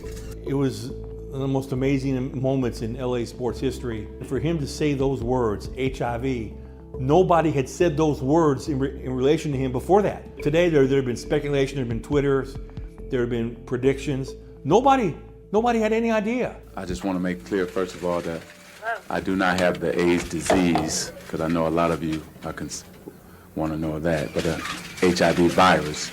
Magic Johnson standing in front of the world and saying, this is who I am and I'm HIV positive, and that does not take away from my championships, from my ability as an athlete, from my inspiration as a human, as a husband and as a partner, and as a father. He knew what he had to do, the responsible decision he was making, the impact that it would have on himself and the world, and the people closest to him in his life.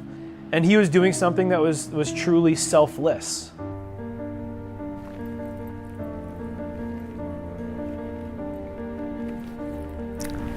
I'm so amazed that it hit me like that right now, because he's fine.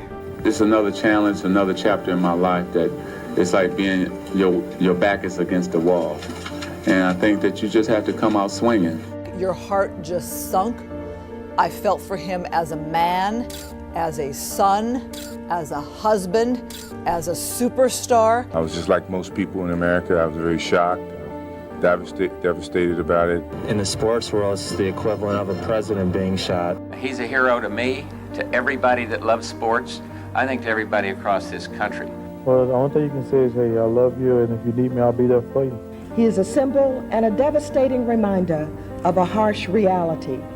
This disease affects everybody, no matter how famous, how wealthy, how strong.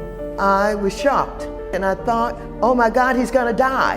I mean, that was the first thing I thought about because we had so many deaths of, AIDS victims at that time. The majority of Angelenos who saw that press conference thought, we're looking at a dead man. We're looking at a dead man, because they didn't know any difference. I was growing up in the black community, and so people had HIV in the black community, and almost everyone I knew died. In fact, I can't remember if I knew anybody who had survived. You think your friend's gonna die, okay? Because that's all you've ever heard.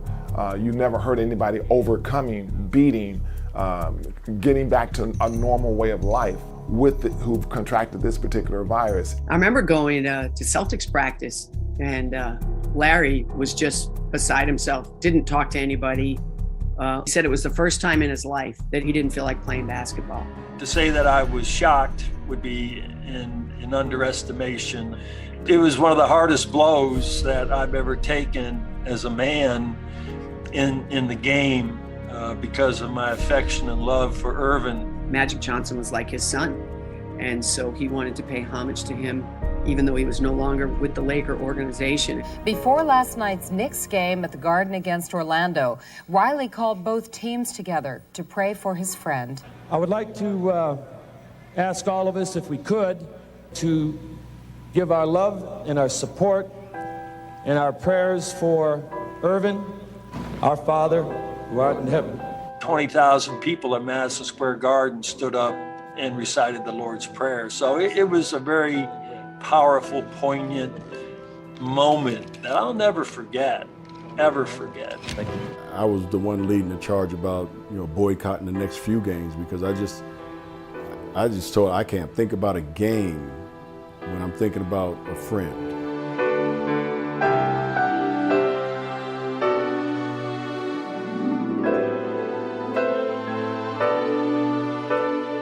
So really, what's important?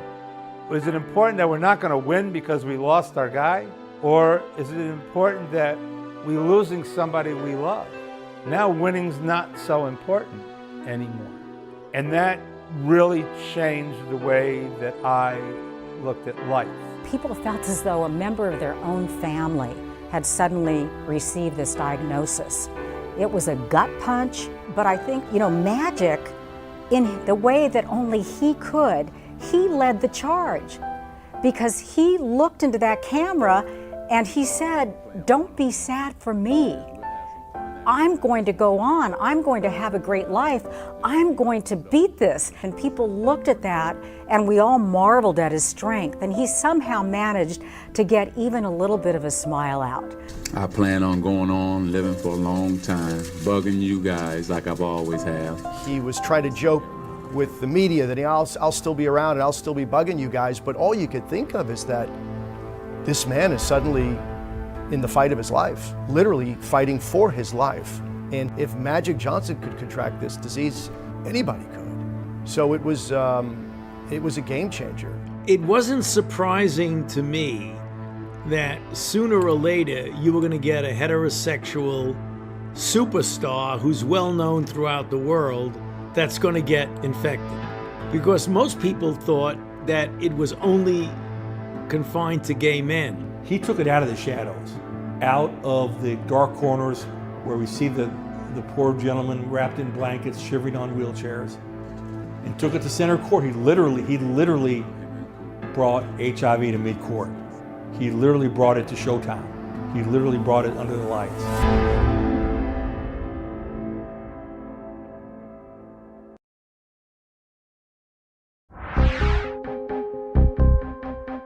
I do not have the AIDS disease. There has never been anything like this announced publicly by such a big star, and his sharing and his willing to put his private life on display was unprecedented and made a huge difference for people's understanding of the disease and then how to fight the disease. The only way to drive change is to talk about it and create opportunities, because for the first time, it allowed people to talk about HIV/AIDS at the dinner table. It made us all take a second look at HIV and ask questions like, how much do we know about this? And so I think a lot of us did a lot more homework. Safe sex is the way to go. I think sometimes we think, well, only gay people can get it, only well, it's not going to happen to me, and here I am saying that it can happen to anybody, even me, Magic Johnson. After his disclosure, I think that there were much more open conversations that occurred in schools, in homes, and probably in some religious circles. I'm sure that there were some teen groups, youth groups, where they said, hey, we're going to sit down and talk about this. Might be a little tough, but we're going to talk about it. We see that it can happen to anybody. Sex is not a game. You know, it is possible that me as a black young male can catch AIDS. I want you to get this. He was just the perfect spokesperson. Kids looked up to him, men looked up to him, you know, women loved him. He was the perfect person to have in that position to be able to tell people, you know, practice safe sex. You know, and of course, people are going to listen. You know, they're going to listen to him. Magic not only educated the masses about HIV, AIDS, how to have safe sex, but I tell you what I think Magic did that was the greatest thing of all that he did. He took the fear out of it. Our greatest enemy in life is fear. And that's what was hovering at that time in our lives, was fear of this dread disease. It really closed that gap of misunderstanding about persons with HIV. Because if Magic is living with HIV, well then, you know, it's unfortunate that it's a disease, but it's okay. There's nothing really wrong with you because we know there's nothing wrong with Magic.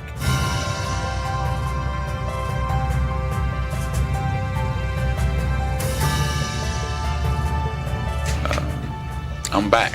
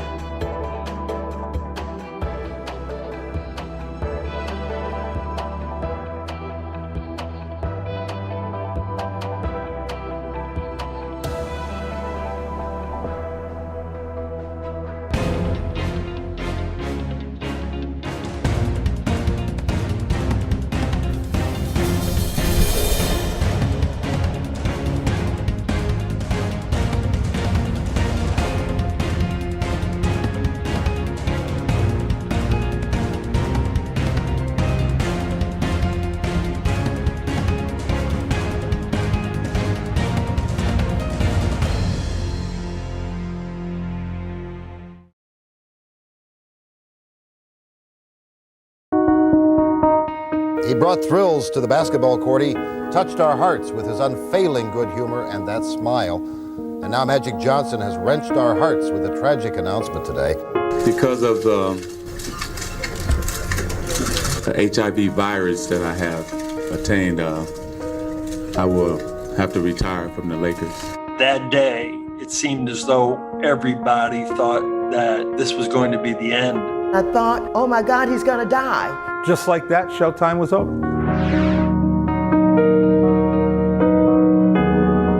Magic Johnson is coming back to NBA basketball for one game. Magic says he'll play in the February NBA All-Star contest. He says he wants to prove there's no health risk to competitors. You know, after Magic made his announcement, I think everyone expected to watch him suddenly start to wither away. You know, that's what happened with HIV. There was an incubation period. Now you have AIDS, and you start to die. And yet Magic did the opposite. HIV didn't have him. He had HIV. He controlled it. He ran it. There's nothing that's wrong with me.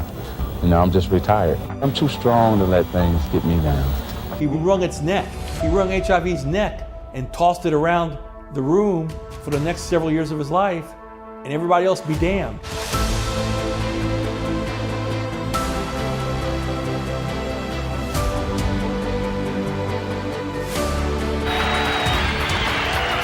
He came back in the NBA All-Star game, was All-Star game MVP. I remember watching that game with a big smile on my face, watching the way he played. It was just remarkable to me, you know, and again, this is a man that stood there and told me, he said, I'm gonna beat this thing, and he was proving it again. And you're thinking, well, okay, maybe this was the curtain call.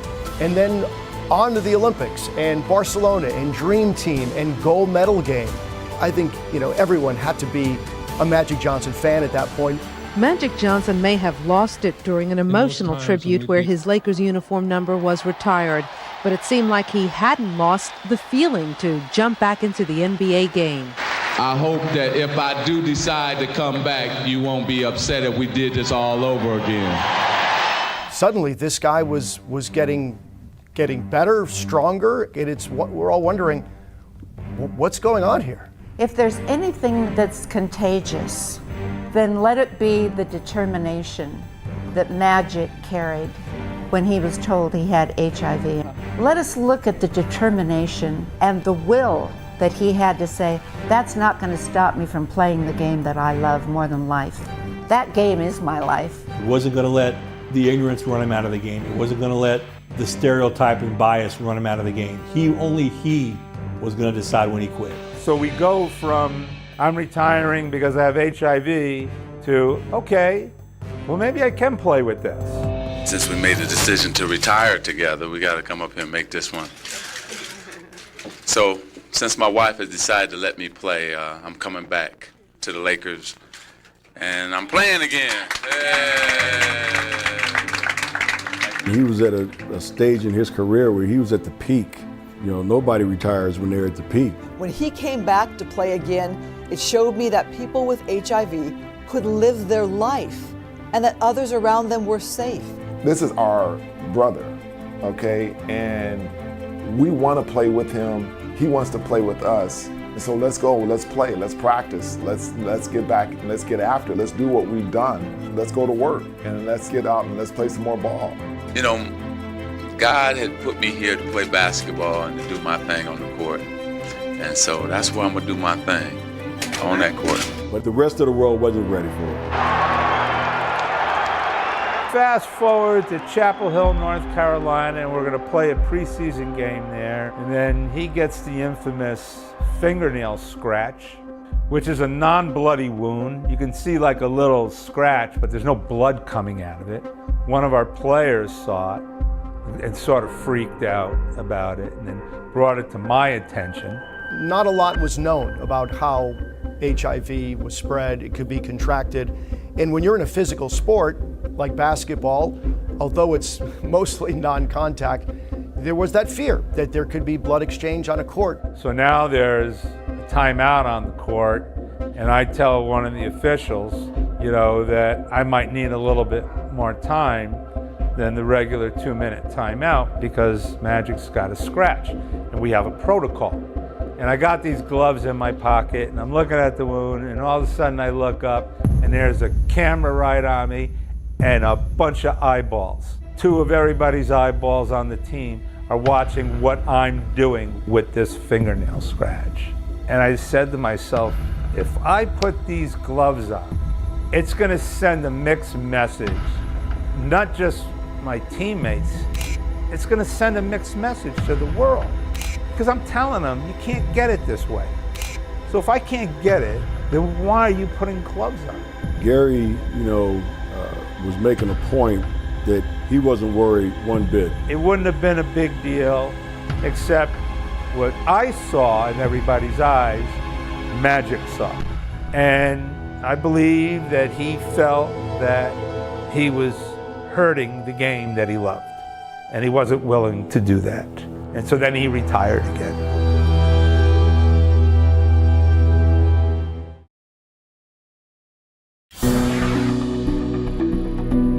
It looks like subtle and not so subtle pressure from his fellow pro basketball players has forced Magic Johnson to call it quits again. When Magic Johnson said he had HIV, it was like putting a scarlet letter on his jersey. People cried, people were stunned, people felt terrible, but people turned on him. Whenever you get a new disease, there is always stigma associated with it, like it's somebody's fault, or there's something wrong with the people who've gotten the disease. That was no exception with HIV. I think players in the NBA felt a little bit of that uneasiness. It just shows the naivety at that time about this disease. When he came back, some players, and we know the history, didn't want him there. I mean, when you play in the NBA, you're in close physical contact. You're sweating, you're breathing on people. I mean, not unlike fears over the spread of COVID. They were worried for themselves, they were worried for their families. Karl Malone was outspoken about it. If you have the virus, I think it's definitely no place to be on a basketball court. I'm hurt. You're hurt inside, not at him, at the fact that I won't get a chance to play.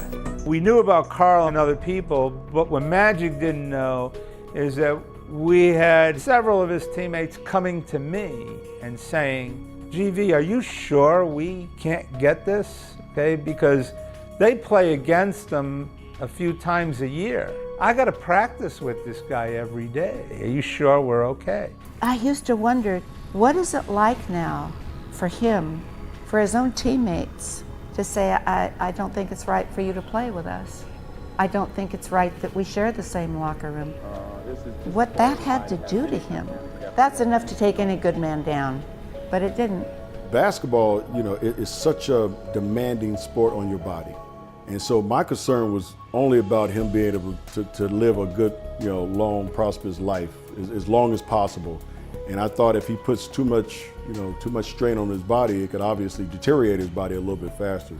So I had concerns about that. I had no concerns about playing with him. People didn't want to shake his hand, didn't want to be close by, certainly didn't want to play the game with him. Outside of the game of basketball even, Magic Johnson, some of the restaurants he frequented, suddenly he was not welcome. Friends told him point blank that they just did not want to be around him. Magic had a number of levels of stigma that he had to fight and bigotry and discrimination. One, because he was African American. Two, because he had the guts to come out on a national platform and say, hey, I'm a basketball star and I have HIV. And then the other thing is within his own community, the questions about him being gay or bisexual, which are totally irrelevant. People weren't as tolerant as they are today. They're not as understanding as they are today. The first thing people said was, oh, Magic's gay. That's a bad thing, which was insane. The second thing they said was, oh my God, Magic's gay. He got what was coming to him. A terrible thing. The speculation began. How did he get it? Who did he get it from? Is he gay? Is he straight? Those were all rumors that were just flying around the league and flying around our country. No way that Magic Johnson can be bisexual or gay and not everybody know it. And it was terrible, particularly for the gay population of young gay men, because they were already a somewhat disenfranchised group with prejudice against them. The stigma associated with it was compounding the stigma associated with being an injection drug user, the stigma associated with being a commercial sex worker. All of that compounded. But it was very scary. People were dying, people were getting sick, and yet many of our people that were HIV positive back then, or who contracted full-blown AIDS, hid their status from their family because they didn't want to get thrown out of the house. And so it was scary and it was lonely. There's just so many components and layers to HIV that are very fear-driven. At that point, people were afraid, and were the most afraid of what we don't understand. Has any player come out since then, since that moment, and said they had HIV? No. And you can't tell me players haven't gotten sick. You cannot tell me players aren't infected. I'm positive there's HIV positive people in the NBA. There's no doubt in my mind. But why would they tell you? People still worry the reaction would be the same in the sports world. That just shows how amazing it is that Magic said something. Because nobody's followed him. Nobody's said anything since. So to bring this disease into the light and to talk about it, to talk about the myths, the knowledge, the progress that was being made, that was just unbelievably powerful and really transformative in terms of dealing with the disease. What's your name? Nice to meet you. He didn't hide it, and he shared this information. But because of Magic Johnson, many people are alive today because he believed that you could fight it, and he was going to dedicate his life to it. And he has shown the world with medication, with attention, that you could save lives despite that pandemic. Well, I think today HIV/AIDS is just considered a condition. It's not considered a death sentence. It's something that you can live with, like somebody who has diabetes or heart condition. I take 2 pills a day. That's it. I take 2 pills a day, and they are smaller than in a leave.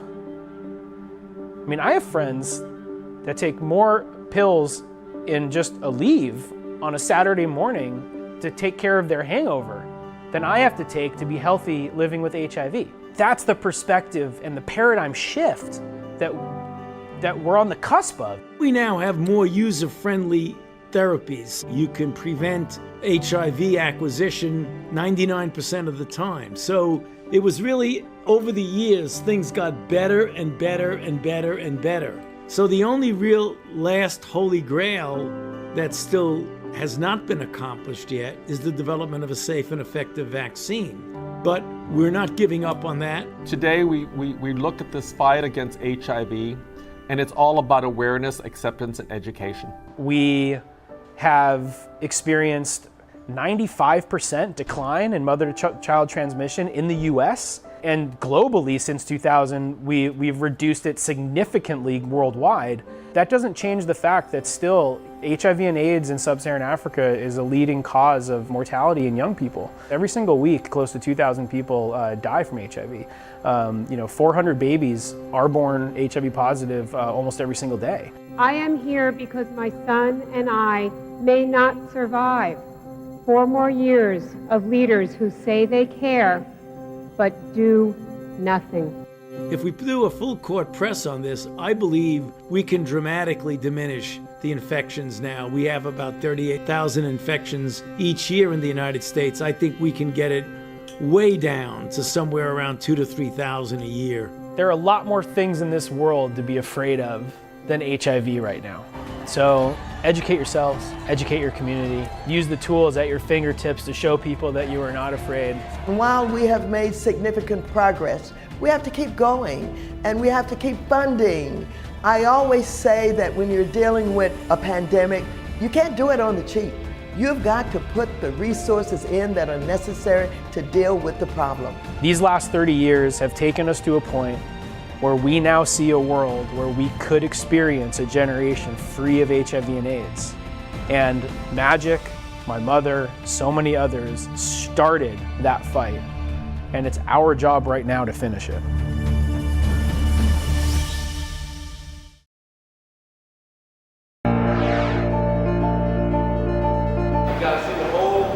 NBA players don't really get the chance to get into the community or any sports figure as much as they should, and this gives me a chance to get in the community, show them that, hey, I was once there with them as far as being one of them, sitting in a clinic myself, had a lot of dreams and goals, and here I am now. I want to give back to them.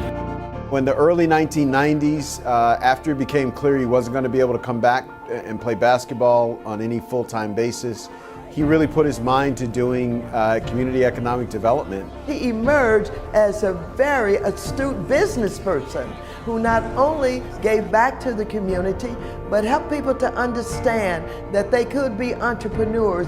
He was able to move way beyond the basketball court and to be a superstar in life, in the world, in philanthropy, in business, in real estate. He went into Crenshaw when it was still considered a blighted neighborhood, and he invested in it. Welcome to the first Magic Johnson Theater. He went into the inner cities, and he bought movie theaters, and he bought grocery stores, and he put his name on them in places nobody would ever go from outside those communities. That's where he made his mark as a businessman. Started off with coffee shops and TGI Fridays in the Ladera Center, and then went on to build the iconic Magic Johnson theaters, which got replicated all over the United States. When you went into our Starbucks for the Magic Johnson built, you know, there was Sakatumi cake and, you know, pecan pie and bean pie and all the things that we would want. When you went to Magic Johnson theaters, our movies were the big movies. When you went to the snack bar, they had our snacks. Who is this beautiful lady here? Hi. His contribution was to bring things to the community, but also to show that you don't have to give this community short shrift. This was specially made for you. He was a student of business, and he didn't let HIV/AIDS stop his dream. He said, I'm going to continue to do what I had planned. I wrote, if you thought you had a death sentence, you're going to want to live every moment like it was your last. And that's what he did. And that leads to the talk shows, to the front office work, all-star game, sidelines. He was doing everything but refereeing. Who would have ever thought when Magic Johnson walked off the podium that day that he would go on, you know, to not only play ball, but to become this huge businessman, to be involved with the Dodgers and the Lakers, and to own the vast amount of property that he does all over Southern California. The fact that one can live so much of life is just, it gives you hope. It gives you excitement to think that, gosh, what am I going to do next? What might I be able to do? And the fact that he's done so much is really, truly inspiring. Whether it was basketball or creating a platform for HIV positive people or business, his goal is to be the best. Numero uno, the greatest point guard that's ever lived, and one of the greatest men of example that's ever lived. He used his abilities. He used his basketball abilities to show people you can live with this, you can thrive with this. In terms of one person that created a platform for HIV positive people, I can't think of there's anybody else that was better at it than him. He took that role on day one. During the announcement, he said he would be an advocate for the prevention of HIV and safe sex, and he was and still is an incredible voice in that fight. Here's a guy that took a death sentence and turned it into a lifeline for hundreds of thousands of people by using that star power to raise money for treatment and for education on AIDS and HIV. He's been able to change so many lives, and I think, you know, when it's all said and done, hopefully most people remember him for what he did off the court as well as what he was able to do on the court. We're not put here just to be successful basketball players or coaches. That if you don't give back to the community, if you don't help other people who are down and give them sort of a leg up, then I don't think you're doing what you need to do in your life. You got to be part of this whole world, this society, and he's right in the center of that universe. He has the tenacity of an athlete, the charisma of a movie star, but the touch of a good preacher or politician. He's like the angel of Los Angeles. He served mankind. He stepped up to serve mankind. He's a phenomenon. I think what we have to learn from Magic is never give up. I don't care what you're facing. I don't care how the public's on you. I don't care how your teammates are on you, or your family, or your friends. Never give up. He's always provided hope. He gave hope to the hopeless. He gave voice to the voiceless. He changed the world.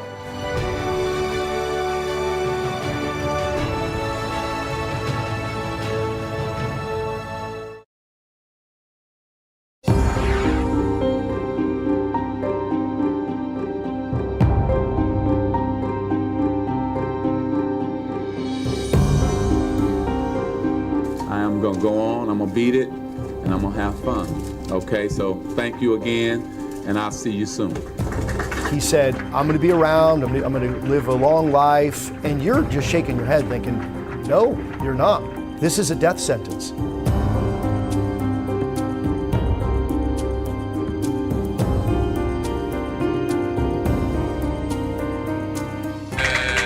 And then he did exactly what he said he was going to do. He kept on living.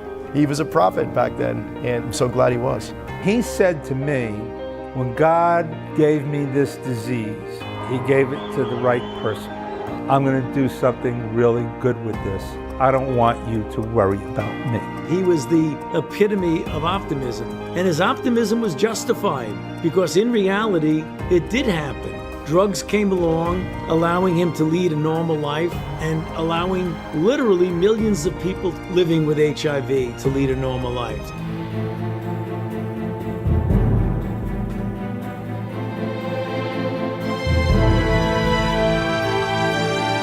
He showed people that he had hope and that he believed that a struggle, the fight, the interest, the education could lead to saving lives. He willed himself to have a good life. And then once he got there, he took people with him.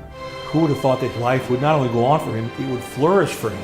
He ended up an eternal champion. This is not a sad day, it's a happy day. It was sad November 7th, a long time ago. It was happy when I was 19 years old and I got drafted by the Lakers, and it's happy now that I'm ending it here in Los Angeles with the Lakers. I'm very happy.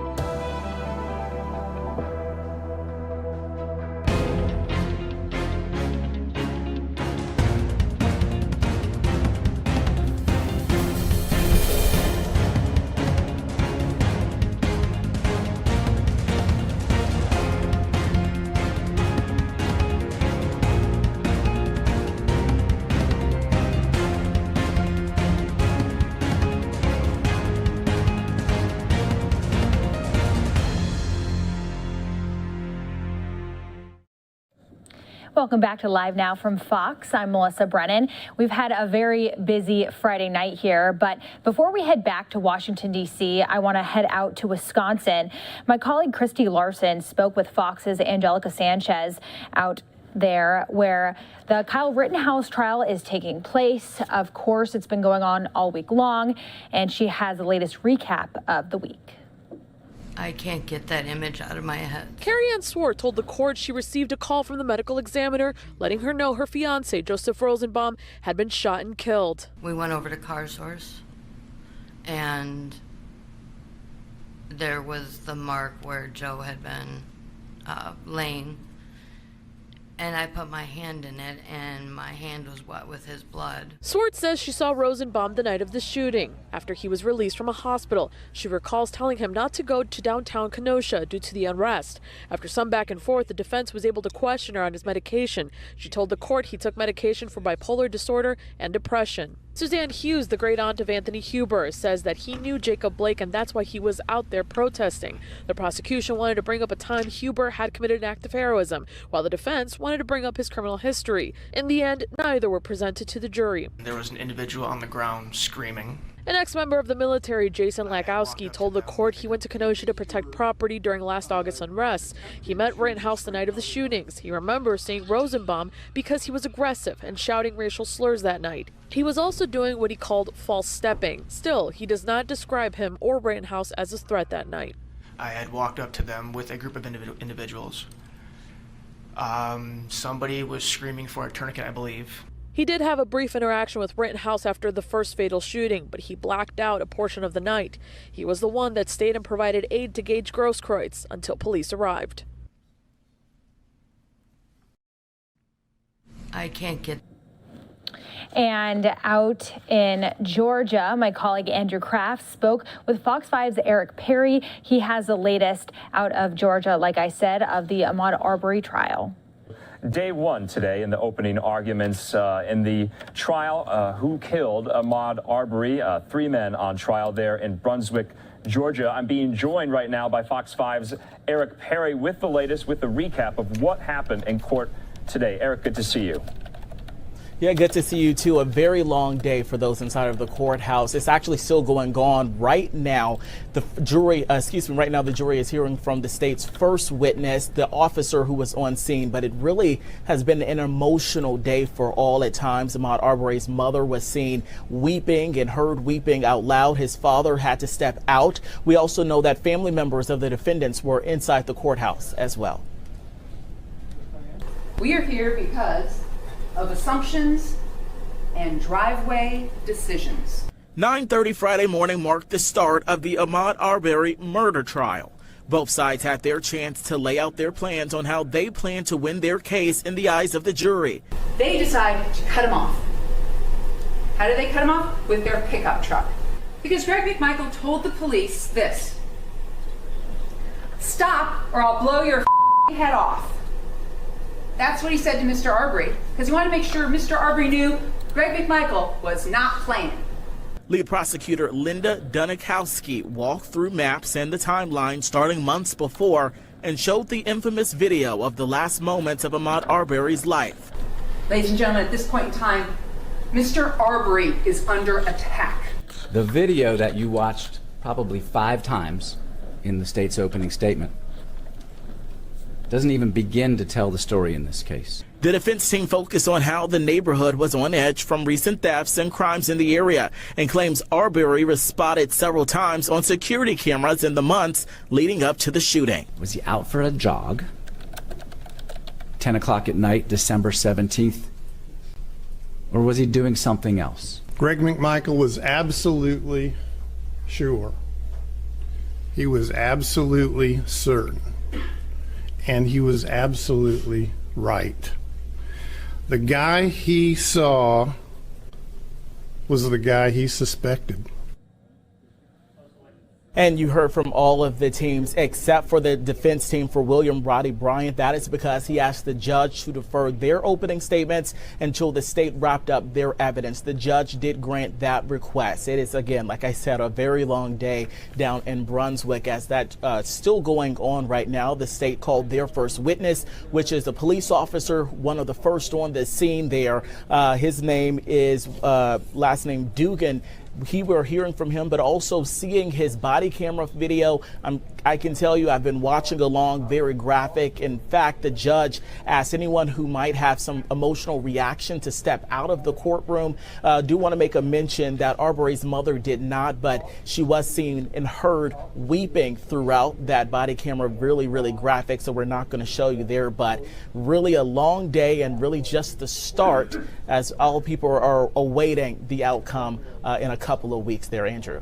You know, Eric, we were watching that alongside you, too, of the graphic body camera footage of Ahmaud Arbery's body there lying on the pavement in that neighborhood. Yeah. And it was so hard to watch. And you can imagine just what his family and his mother must be going through.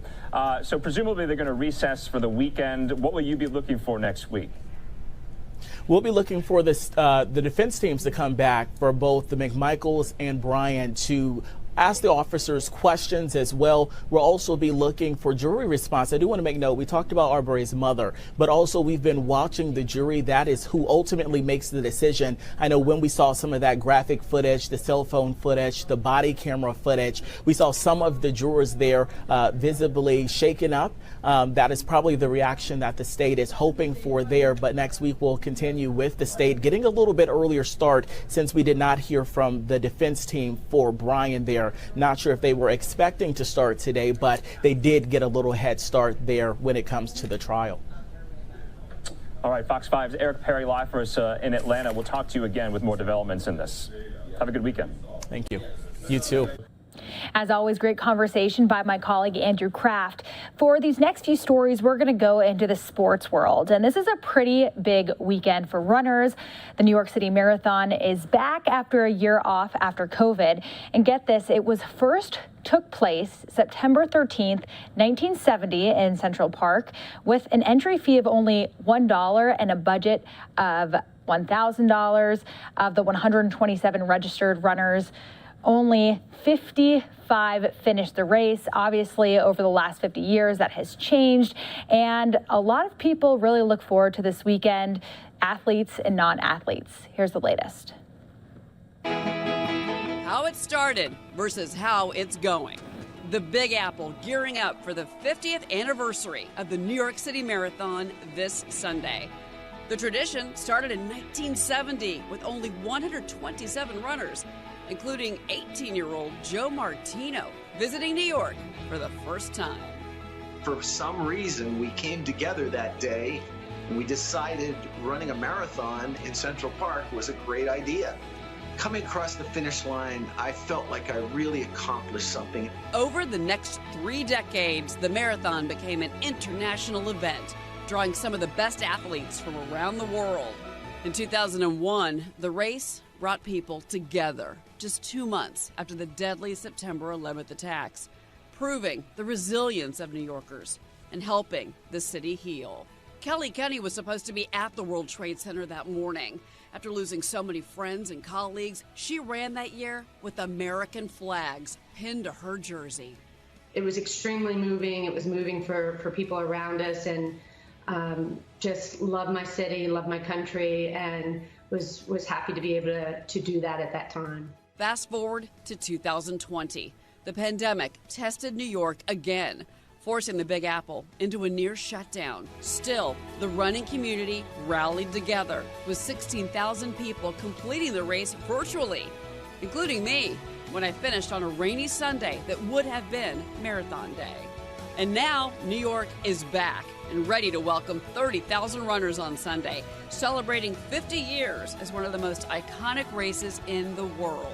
With one special volunteer who can't wait to be back at the finish line for her 30th year welcoming exhausted runners, Barbara Rubenstein. It's exciting every year.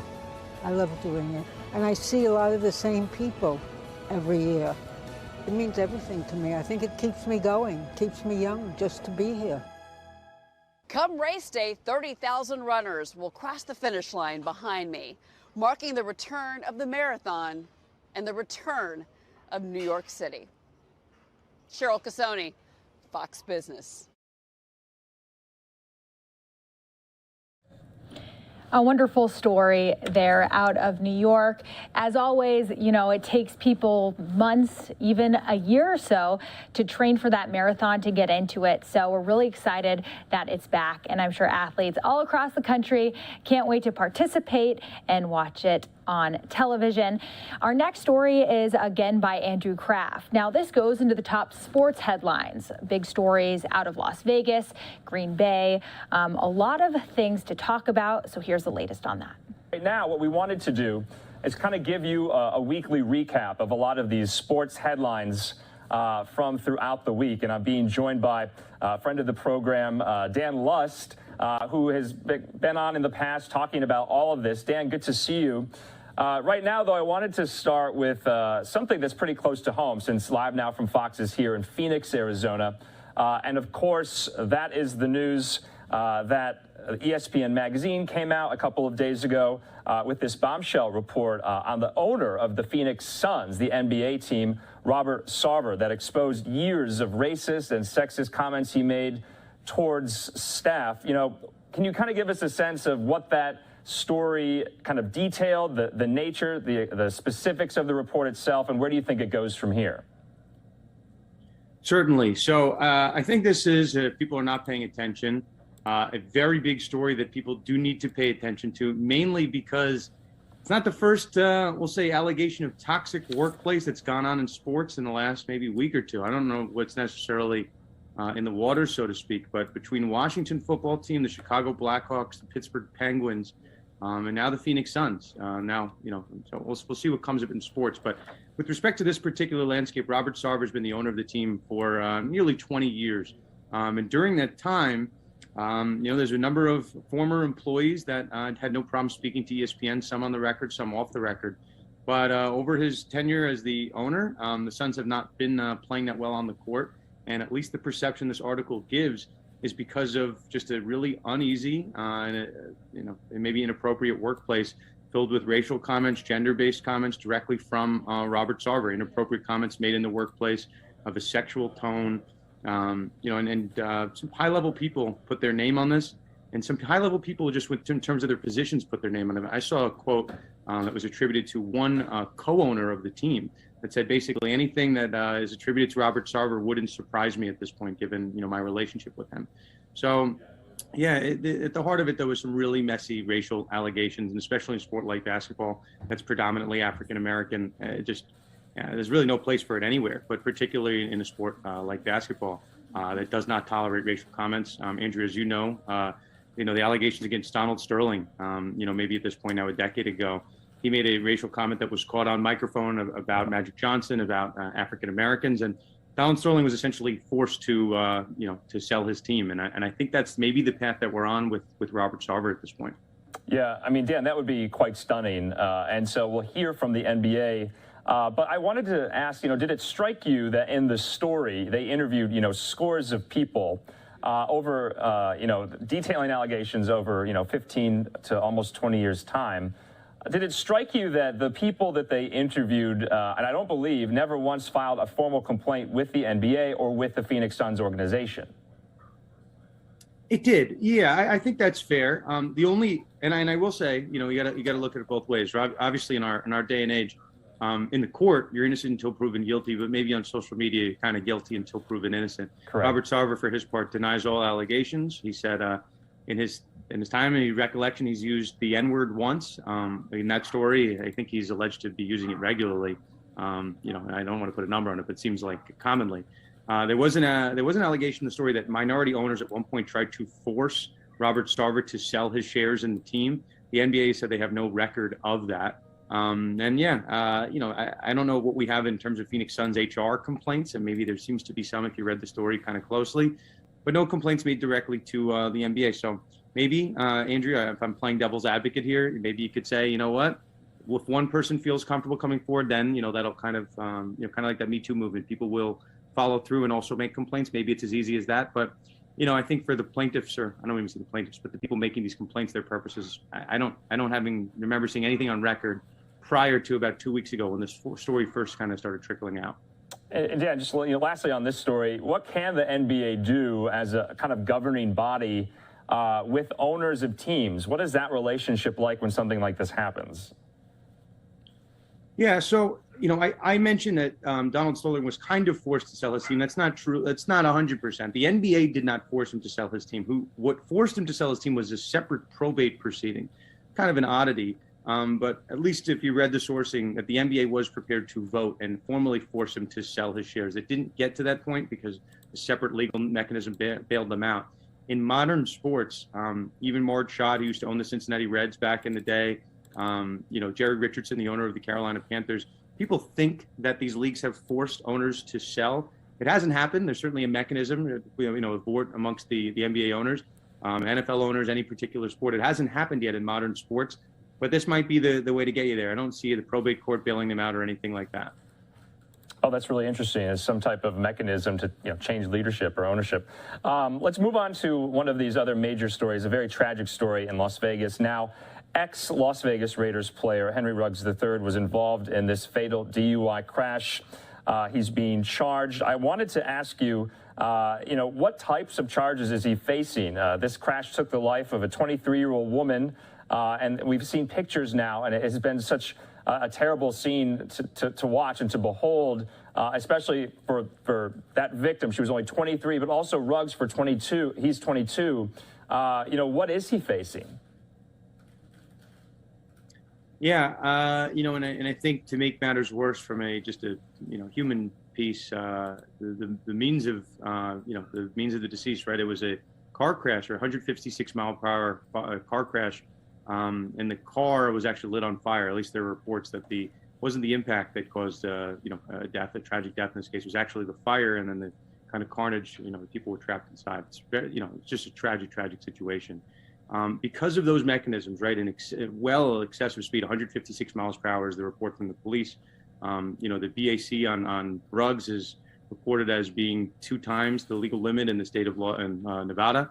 So, it's a DWI manslaughter charge, and it's a reckless driving charge because of that excessive speed. So DWI in Las Vegas, it's treated, at least in Nevada, is treated a lot more harsher than it is in some other states. It's looking like a 2 to 20 years sentence on the manslaughter DUI charge and a 1 to 6 year sentence on the reckless driving charge. You can't drive 156 miles per hour if that's what the report is. And I think at impact, about 125 miles an hour. So yeah, Ruggs is no longer with the team, as you reported. They released him, and I think the guy is now fighting for his liberty at this point. And to make matters worse, just for optics purposes, he's driving around with a loaded gun in the car. So just not a good look all around. In the Raiders cut bait within 36 hours for a guy who was a really high-level first-round pick and performing at a high level. So the messaging sent by the Raiders is this is a messy case, and we need to distance ourselves from it. Yeah, and we've heard from some of his former fellow players and teammates that they were thinking about him. My question is, can we talk about the bail conditions and the bail requirements that he'll have to meet? They're quite strict. Yeah, I'm not familiar with the numbers offhand, but with someone of Henry Ruggs' economic wealth, you'd imagine that the prosecutor might view him as being a potential flight risk. The guy is signed for millions of dollars. I don't believe he has any different family that's located international or anything like that.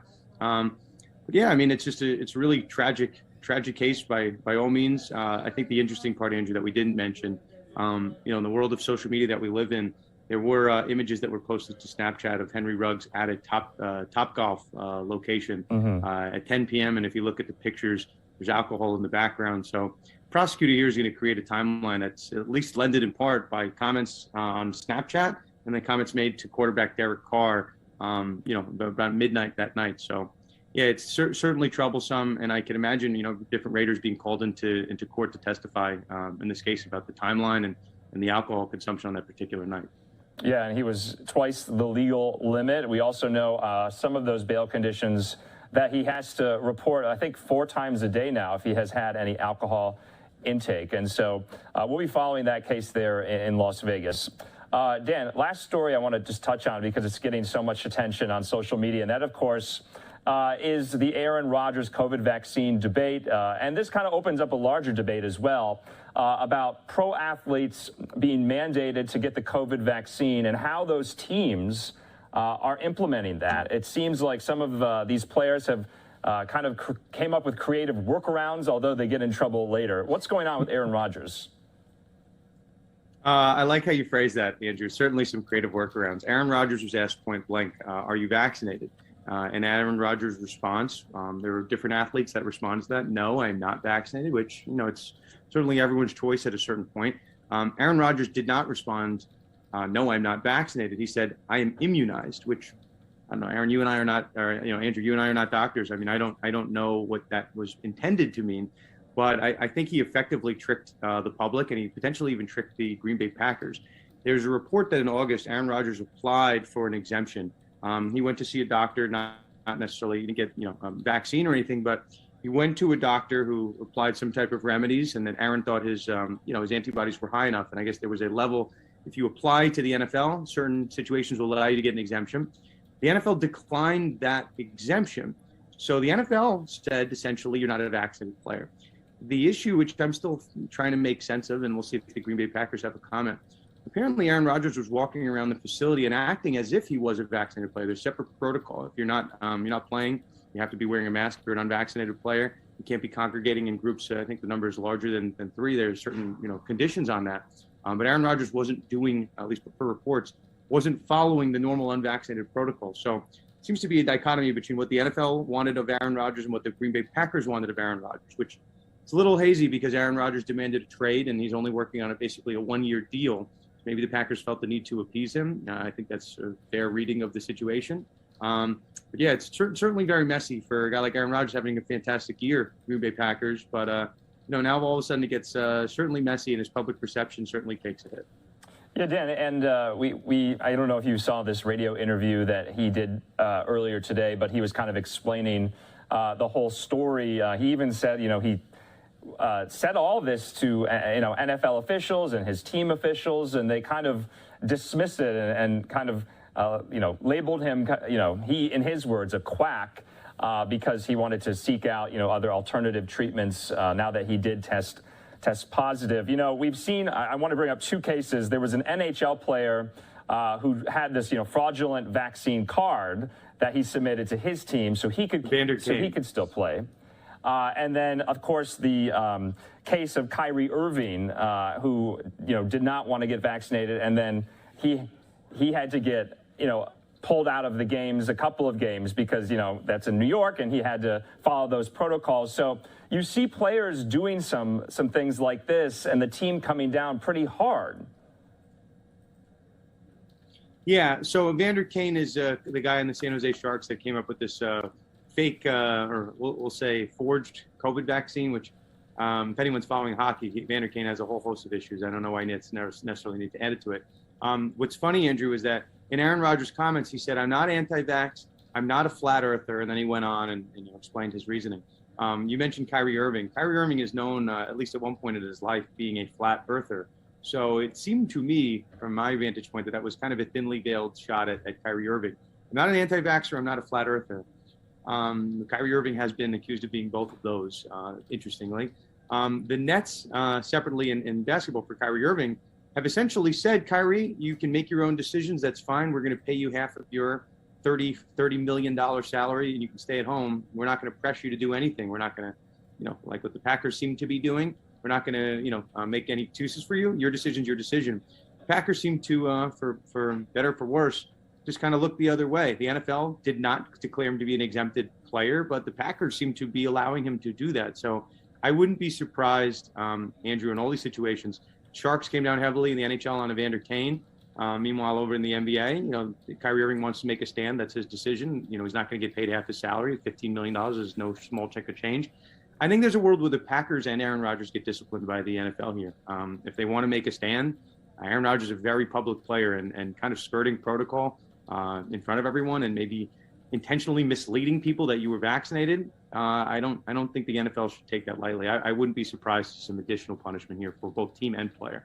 Yeah, Dan, my point in bringing all of this up is, this isn't you and me skirting vaccine requirements at our places of employment. These are high-profile star athletes on star teams, and a lot is riding on their performances. And so if they, don't comply with this and they can't make games like Aaron Rodgers and Kyrie Irving, it has a lot of implications. So I just thought it was quite interesting. Anything else you'll be watching for going into next week? Yeah, we got one big one, Andrew, which I know you're following very closely. The Washington football team was required by Congress on November 4th, that was yesterday, to provide all books, records relating to this sexual harassment, toxic workplace allegation. I don't believe the Washington football team, formerly the Redskins, have complied with that directive. And then I think after that, there's going to be some hearings on Capitol Hill, maybe potentially Roger Goodell being called to testify. So certainly, if you don't comply with the discovery deadline, Congress is not going to look favorably on this. Anyone following the situation very closely, I think this is the tip of the iceberg. I mentioned it at the top, that this is maybe a wave of cases, these deep investigations into toxic workplace culture at a number of teams. It's the fourth team, and right now in our little our sports vortex, the fourth team that we're talking about with toxic workplace allegations. So, wow, I have to imagine more will come of it. All right, Dan Lust, we always appreciate your time and your expertise. We'll talk to you again. Have a good weekend. My pleasure. You too, Andrew. Right now, what we wanted to do. All right, before we go to our overnight coverage, I just want to recap what was going on in Washington, D.C. earlier tonight. It's been a long time coming, but the U.S. House approves the infrastructure bill 228 to 206. The House aligns with the Senate. It now goes to Biden for a signature.